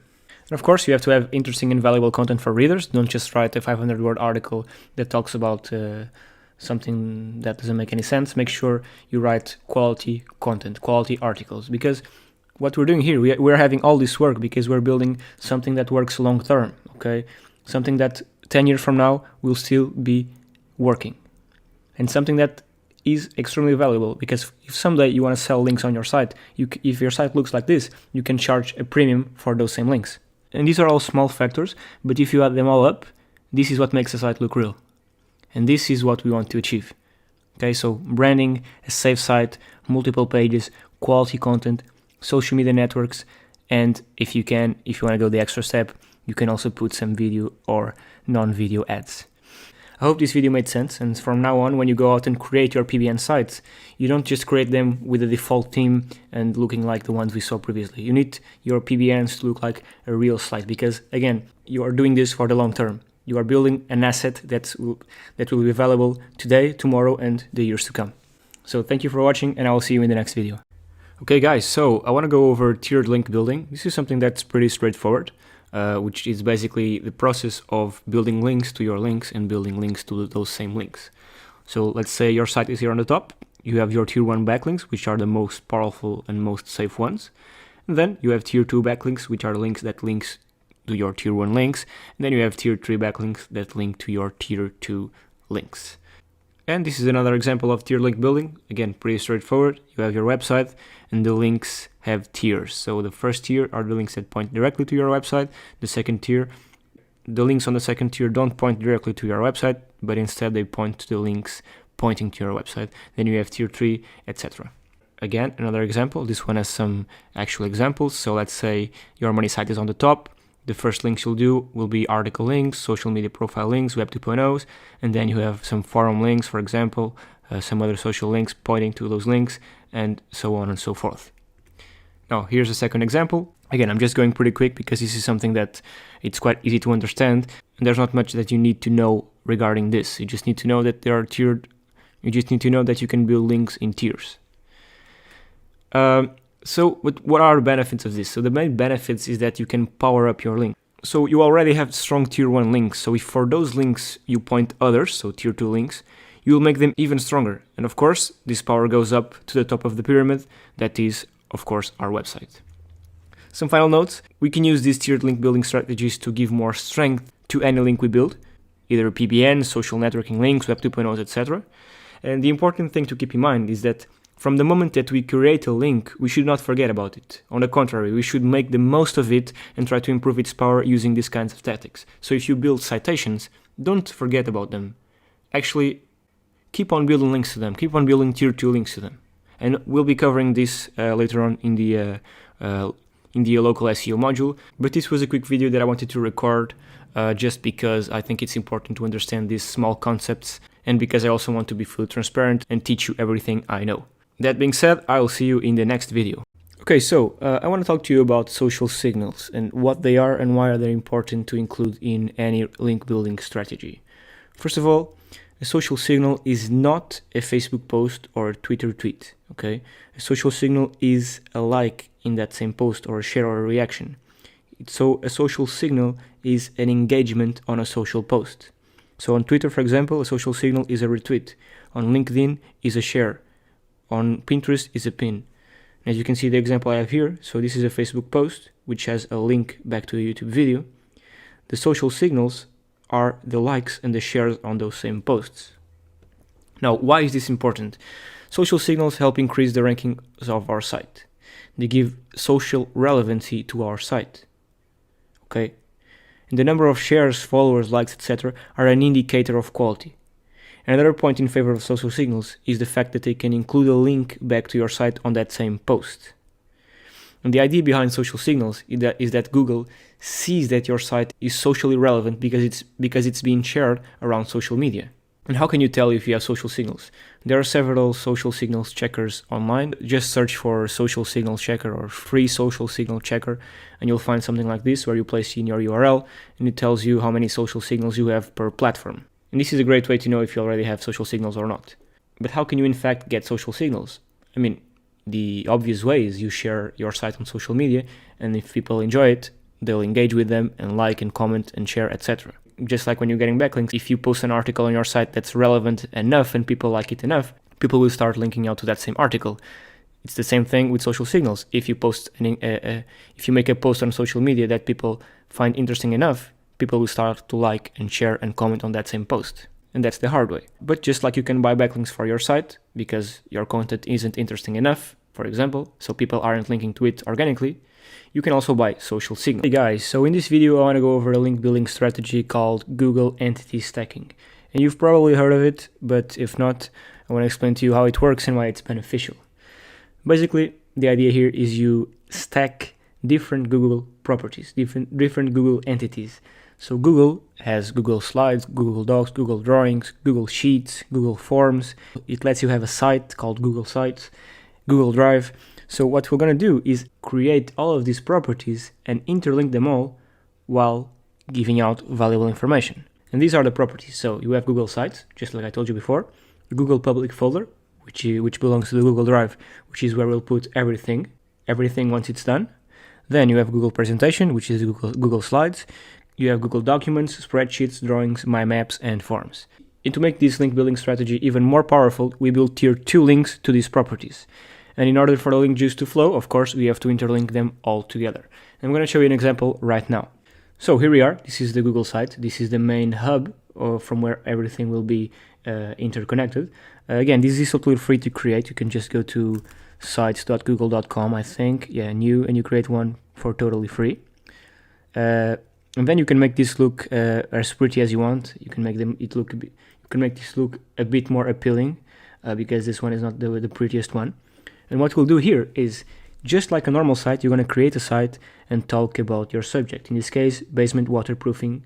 It's a basement waterproofing company in Toronto. You're going to write an article. You're going to add images. Okay, you want to make sure that the image file is named after your keyword. Let's see if this guy did it well. Yeah, of course. Okay, the name here, Basement Waterproofing Services Toronto, which is great. The alt text, fantastic. Then you can also have videos. In this case, this is a video embed of a review of their services. And keep on going down, images, and where it gets interesting is here. So as you can see, this is from Google Slides, which is another Google platform. And what you do is embed the Google Slides inside your Google Sites. And as you can see, you can have links inside the Google Slides, which are clickable. And of course, this is completely free to create. Just go and write Google Slides, and you can create a free Google Slides right here. So just create a presentation, make sure you have valuable content in there, and insert links back to your website. Then if you keep on scrolling down, you have these links right here, and you don't have to do it this way. This is just the way this guy did it. And these links link out to a Google Docs, another Google Docs, and I think these are all Google Docs, if I'm not mistaken. These are Google Docs, and these link out to the social media platforms. This is a Google Doc as well, Facebook. This one is a Google Maps. Okay, this one is a Google Maps from the business. And I think you're more or less understanding what's happening here. We are basically interlinking everything using Google properties. Then this one right here, this is a Google Drawing, which also has clickable links. And if you keep on scrolling down, this one is a Google Sheets, which has the Google Docs inside, the presentations, the drawing, the site. So again, we are interlinking them with each other. So the site links to the sheets link to the site and to the docs, and everything is interconnected. Okay. Then if you keep on scrolling down, we have a Google Forms, which has a link as well for our site. And again, more content, more images, and some related links, which link out to more Google Docs. And I didn't show you Google Docs. This is basically, again, a Google document, which links to either to their site or to another Google property. It has images, it has everything interlinked. And we are using Google's own properties. So this is completely white hat and safe. We have Google Maps right here. This is the actual Google Maps of the company. We have here the address, the name, and the phone number. Okay, right here we have Google. We have their Instagram, their website, their sheets, the site. Again, if you go to the sheets, this will go. The sheets link to the Google site, which links to our site. So everything is interconnected. We also have their logo over here. And if you go all the way up, you can have a sitemap. It just makes everything look a little bit more professional. And this is basically it. Google stacking is a process of stacking Google's own properties. So you're going to be creating sheets, documents, forms, maps, drawings, presentations. Let's go here to the presentation, for example, again. You can see this is a presentation from Google. You are getting links directly from Google back to your website.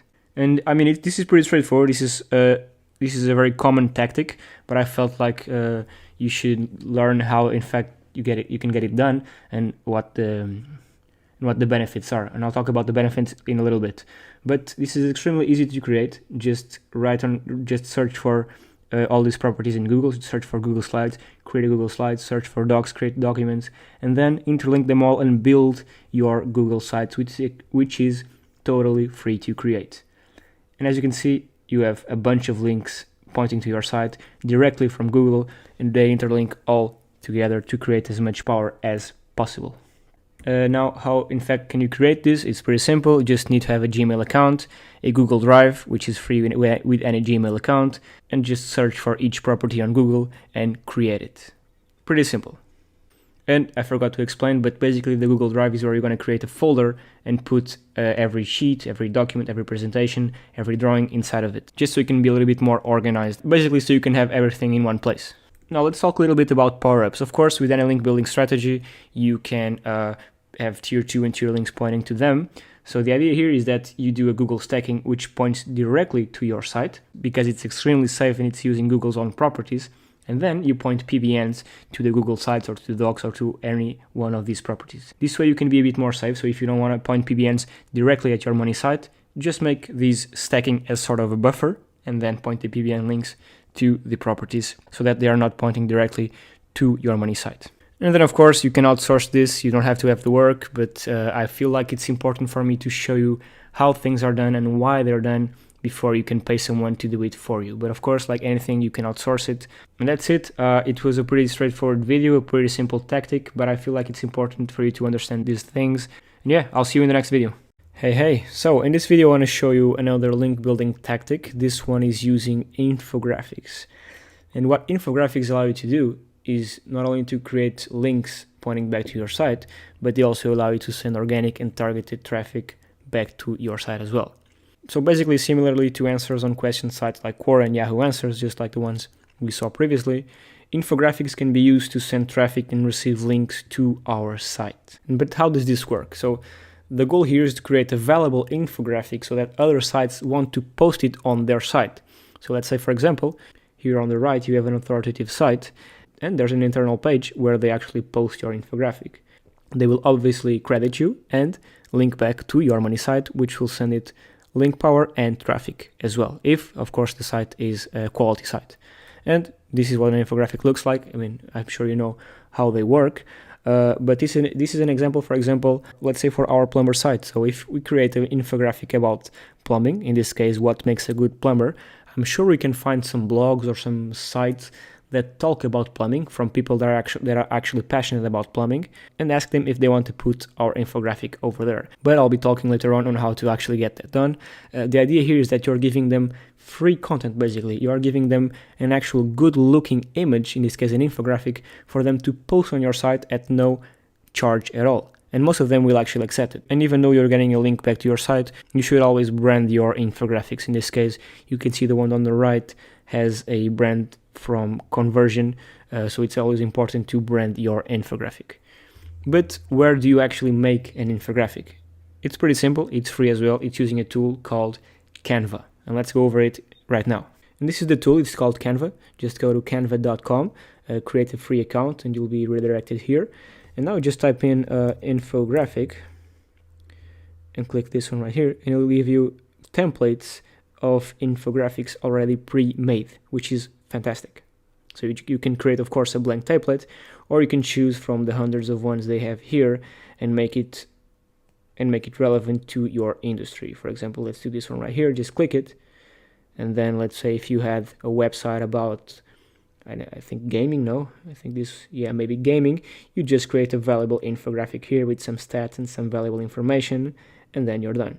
Of course, leaving your logo here on the bottom, and yeah, you can edit this. You can change what it says here. Okay, so you can change the images, you can add more images, you can change the colors, everything. And this is basically how you create an infographic. Again, pretty straightforward. It's just a great strategy to actually get links and traffic sent directly to your site. So now what? Now you have an infographic. How do you get it published anywhere?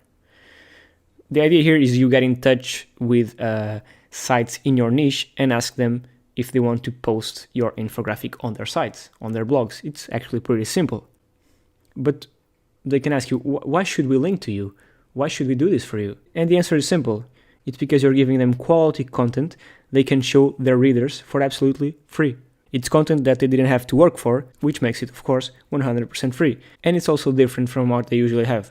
Most of these sites will only have texts and video blogs. Video blogs is actually rare, but none of them will have actually infographics, which is something that is actually very interesting to look at, and it's helpful. So that's why they should actually post your infographic. So they have nothing to lose. You're giving them free, valuable content their readers can actually enjoy for absolutely free. And with this, you're getting not only traffic back to your site, but also a link from them. And regarding the traffic, also just like the Quora and Yahoo Answers, this traffic is targeted since you are posting, let's say, on a blog about plumbers, an infographic about plumbing. So the people that are on there are most likely interested in what you have to say, and they'll most likely click and browse around your site because they're actually interested. And this applies to any other industry. Let's say plastic surgery, for example. You can perfectly get in touch with a blog about plastic surgery and ask them to post your plastic surgery infographic on there and then to link out to your site. This is a pretty known link building strategy, but I thought it would be interesting for you to know how it works and how to actually create an infographic and what are the benefits of doing so. Okay, I hope you liked this video. That being said, I will see you in the next one. Hi, so in this video I want to talk a little bit about foundation links, and this will be a bit in line with the previous links I showed you, which were the video links, image links, PDF links, audio links, and all those types of foundation links you can build manually or you can outsource, of course, but I want to talk a bit about them and why. So after you've created your social properties with branded anchors, just like I told you, the next step is to make and to create foundational links. And just a quick disclaimer, this image was taken from one of my services, so I had a good quality image to show you. So as you can see, doc sharing links, PDF links, Web 2.0s from WordPress, for example, like I told you, audio links, image links, video links. So everything I talked to you about before is here. Okay, and I will show you in a bit more on this. But foundation links are links that are manually built using Google-friendly properties. Okay, also in authoritative properties, just like YouTube, SlideShare, Blogger, just like the ones that I showed you before. And these platforms, just like the social media platforms where you build branded links, for example, Facebook, Instagram, and Twitter, will make Google more aware of your brand, of your site. Okay.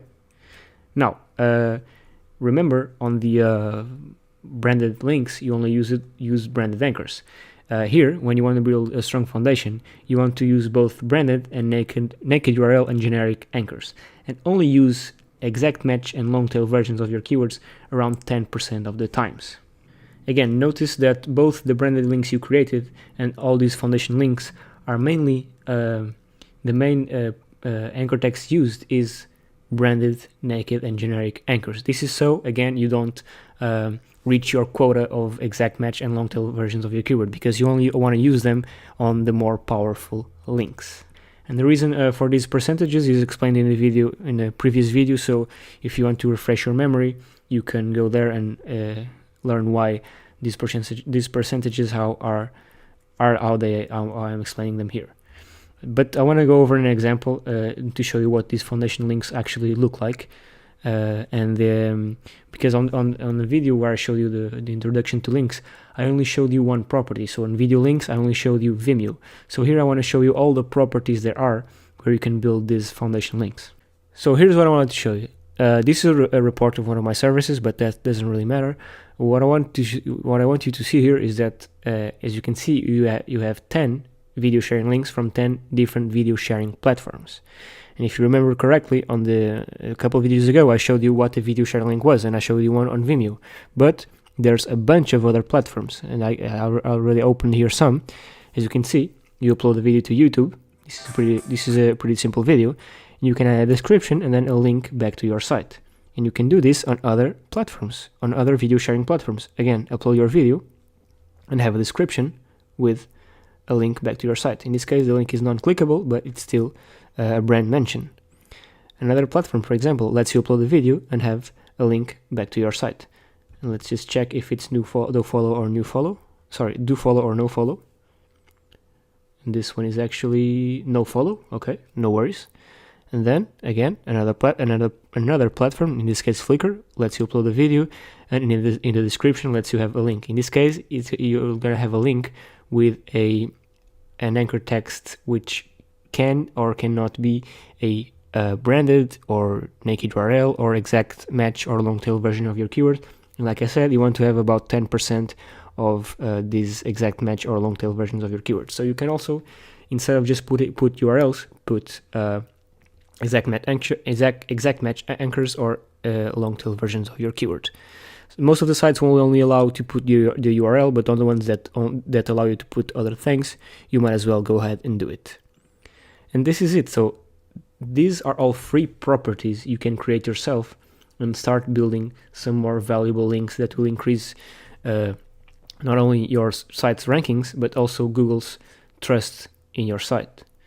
So these are what we call the foundation links. So after you build all the social properties, Facebook, Instagram, Twitter, etc., you start building these free foundation links. These are links from authoritative properties that Google trusts. So why not build them if they're entirely free and come from authoritative sites?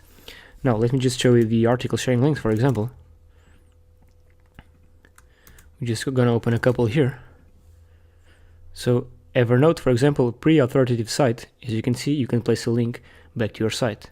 This one as well. Okay, article with a link back to your site. So article sharing links, image sharing links. Again, you have Pinterest as well. I think I showed you Imgur, so you have Pinterest. You have a bunch of different ones. Let's not cover this right now. Web 2.0, like I told you, these are blog sites. So you have Wix right here.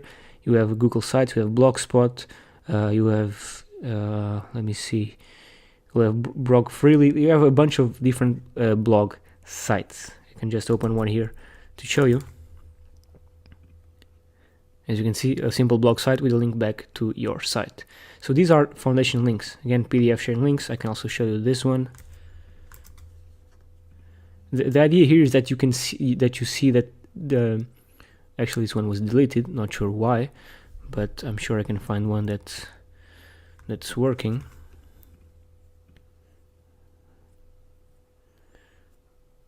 Okay, so as you can see, a PDF file that has clickable links inside of it. Okay, you can actually click this one. I think you have to be in full screen again. Actually no, but I'm sure you can click it if you find a way. But the idea here is that you see that these are what we call foundation links. So after you build your social media properties, you go ahead and start building these foundation links, which are links from strong properties in Google's eyes that are totally free to create. And I do sell this service on Legit. If you're watching this course in 2020, 2021, I'll probably still be selling it.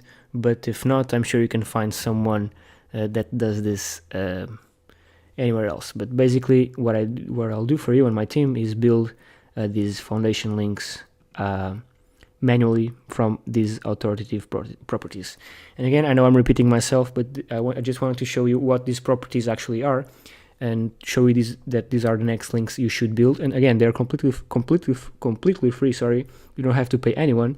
Just go on these websites, register an account. In this case of video sharing links, upload a video and write a description with your keywords inside and well optimized, and then place a link back to your website. You can do this on video sharing sites, article sharing sites, and all of these ones right here. And that's what I want to show you. It's pretty straightforward, but I wanted you to know that these foundation links are pretty powerful, and they're completely free for you to create and are a great way for you to start diversifying your link profile. These are 100+ links right here, which are again totally free to create. You don't have to pay anyone, and they are a great way to start building some authority on your site, and again diversifying your link profile. That being said, I'll see you in the next video. Okay guys, so I want to go over some link building software. This one is called GSA Search Engine Ranker, or for short just GSA. And what this is basically an automatic link building software. And if you remember, in the beginning of the course, I told you that automatic link building tools are not that good, and they're also a bit black hat and not very safe. So I wouldn't recommend this very much. So why am I talking about this here if it's no good? Basically, GSA builds a lot of links. And the good thing about GSA is that you can build 100,000, 500,000, or 1 million links in a short period of time. And of course, you should not point these links directly to your money site because of the low quality. These links are meant to be pointed to your tier 2 links. Okay, so let's say you have your money site on there on top. These GSA links are meant to be pointed to your tier 1 links or to your tier 2 links. So for example, let's say your tier 1 links are social profiles or citations, for example. you'd be pointing GSA to those links. So let's say you have a Yelp citation, for example, you'll be blasting that Yelp citation with GSA links, with a bunch of GSA links. And that's it, it's simple. But what are the main benefits? The biggest one, and perhaps the only benefit of using GSA nowadays, is to try and index links a bit quicker. So just like I talked in a couple of videos before, you do have tiered link building where it makes sense in a way that the power is transferred. So for example, if you build quality tier 2 links to your tier 1 links, it will make those tier 1 links more powerful.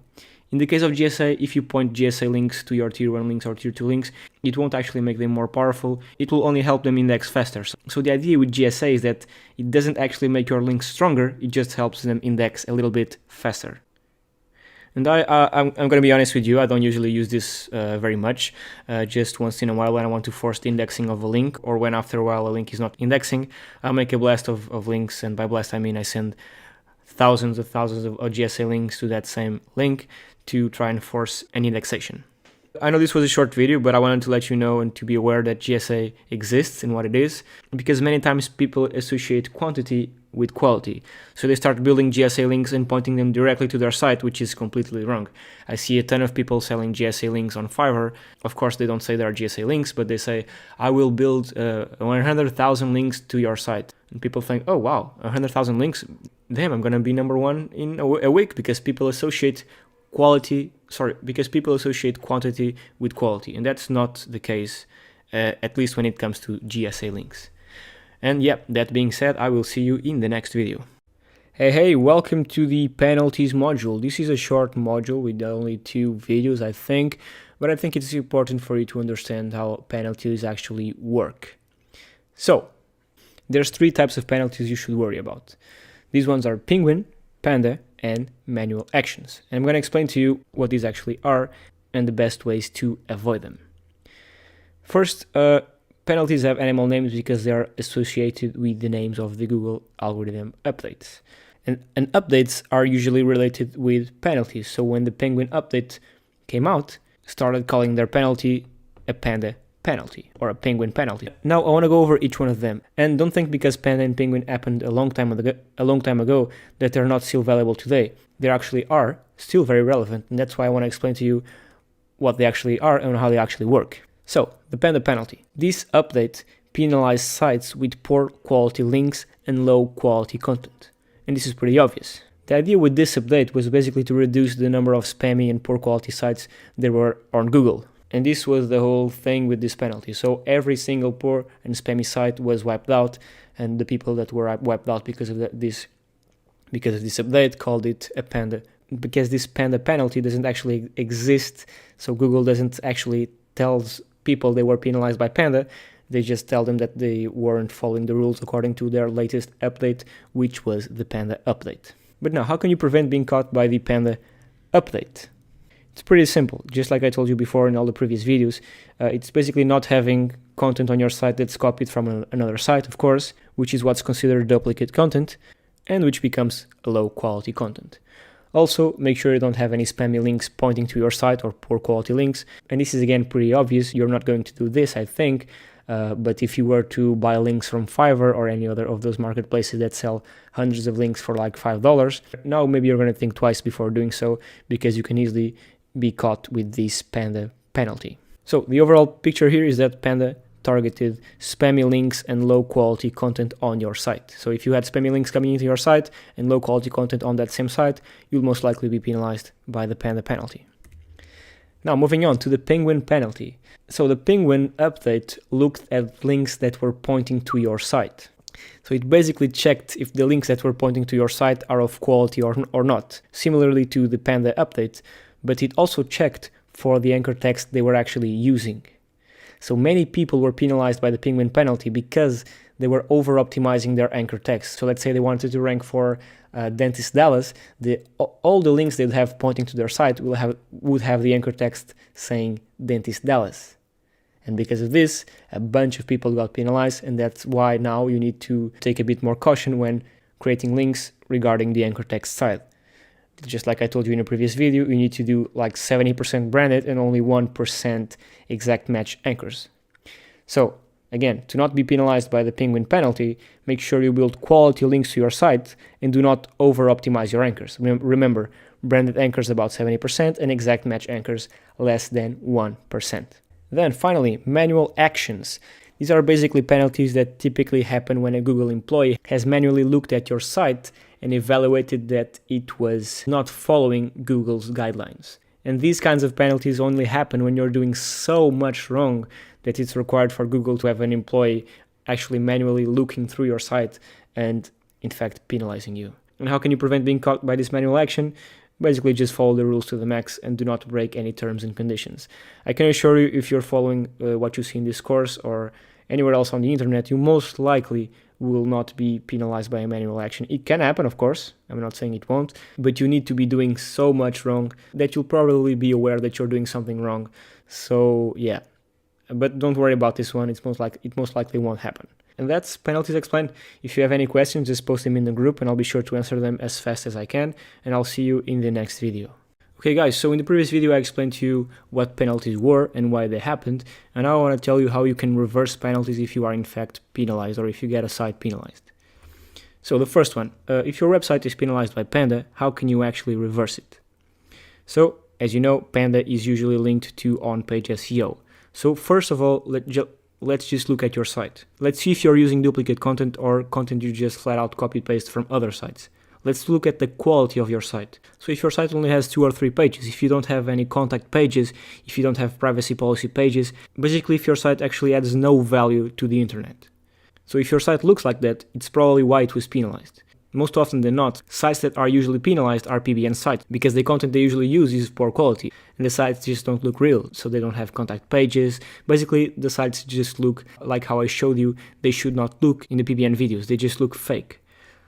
So to reverse this, let's just make your site look as real as possible in a way that provides value to the people that actually visit it. And this will most likely not happen on your money site, it will most likely happen on your PBN sites if you do them the wrong way. So if you don't know how to do a PBN site and how to build one, just go back and watch the PBN building videos so you can understand how in fact you can build a proper PBN site. Now, if you get penalized by Penguin, how can you reverse that penalty? So if you remember, Penguin is related with the links that point to your site, whether they're quality links or spammy links, and it also looks at the percentages of anchor text that actually are in those links pointing to your site. So if you're clearly over-optimizing it, you'll be penalized by Penguin. And let me give you an example. Let's say, for example, you actually over-optimize your site and out of 100 links you built, 99 of those links are with the same exact match anchor. Of course, you'd never do this, but let's give you an extreme example. To reverse this, what you'll do is you will reevaluate your link portfolio and select those links that are clearly of poor quality, as well as those links that are over-optimizing your site due to the anchor text being used. Okay, and after you select them all, you go to this tool, which is a paid tool. You go over to linkresearchtools.com/pricing to see the prices. And what this tool allows you to do is you can give them the links you need removed, and they will remove them for you. You can also do this manually. You can also submit them to Google itself, but this tool is more effective. So again, to reverse the Penguin penalty, just take a look at your link profile and take a look at poor quality links and the links that are over-optimizing your anchor text. And this is pretty much it. This is how you reverse these penalties. I'm not going to talk about the manual action because the manual action, you just take care of that using Google Search Console and in fact talking to a Google employee. So that one is pretty straightforward. And I'm also not going to talk about the other ones because you won't be penalized by the other ones. These ones are the main ones, so the Penguin and the Panda. And yeah, I hope that made sense. Again, if you have any questions, just make sure you post them in the group and I'll be there to answer them. That being said, I will see you in the next video.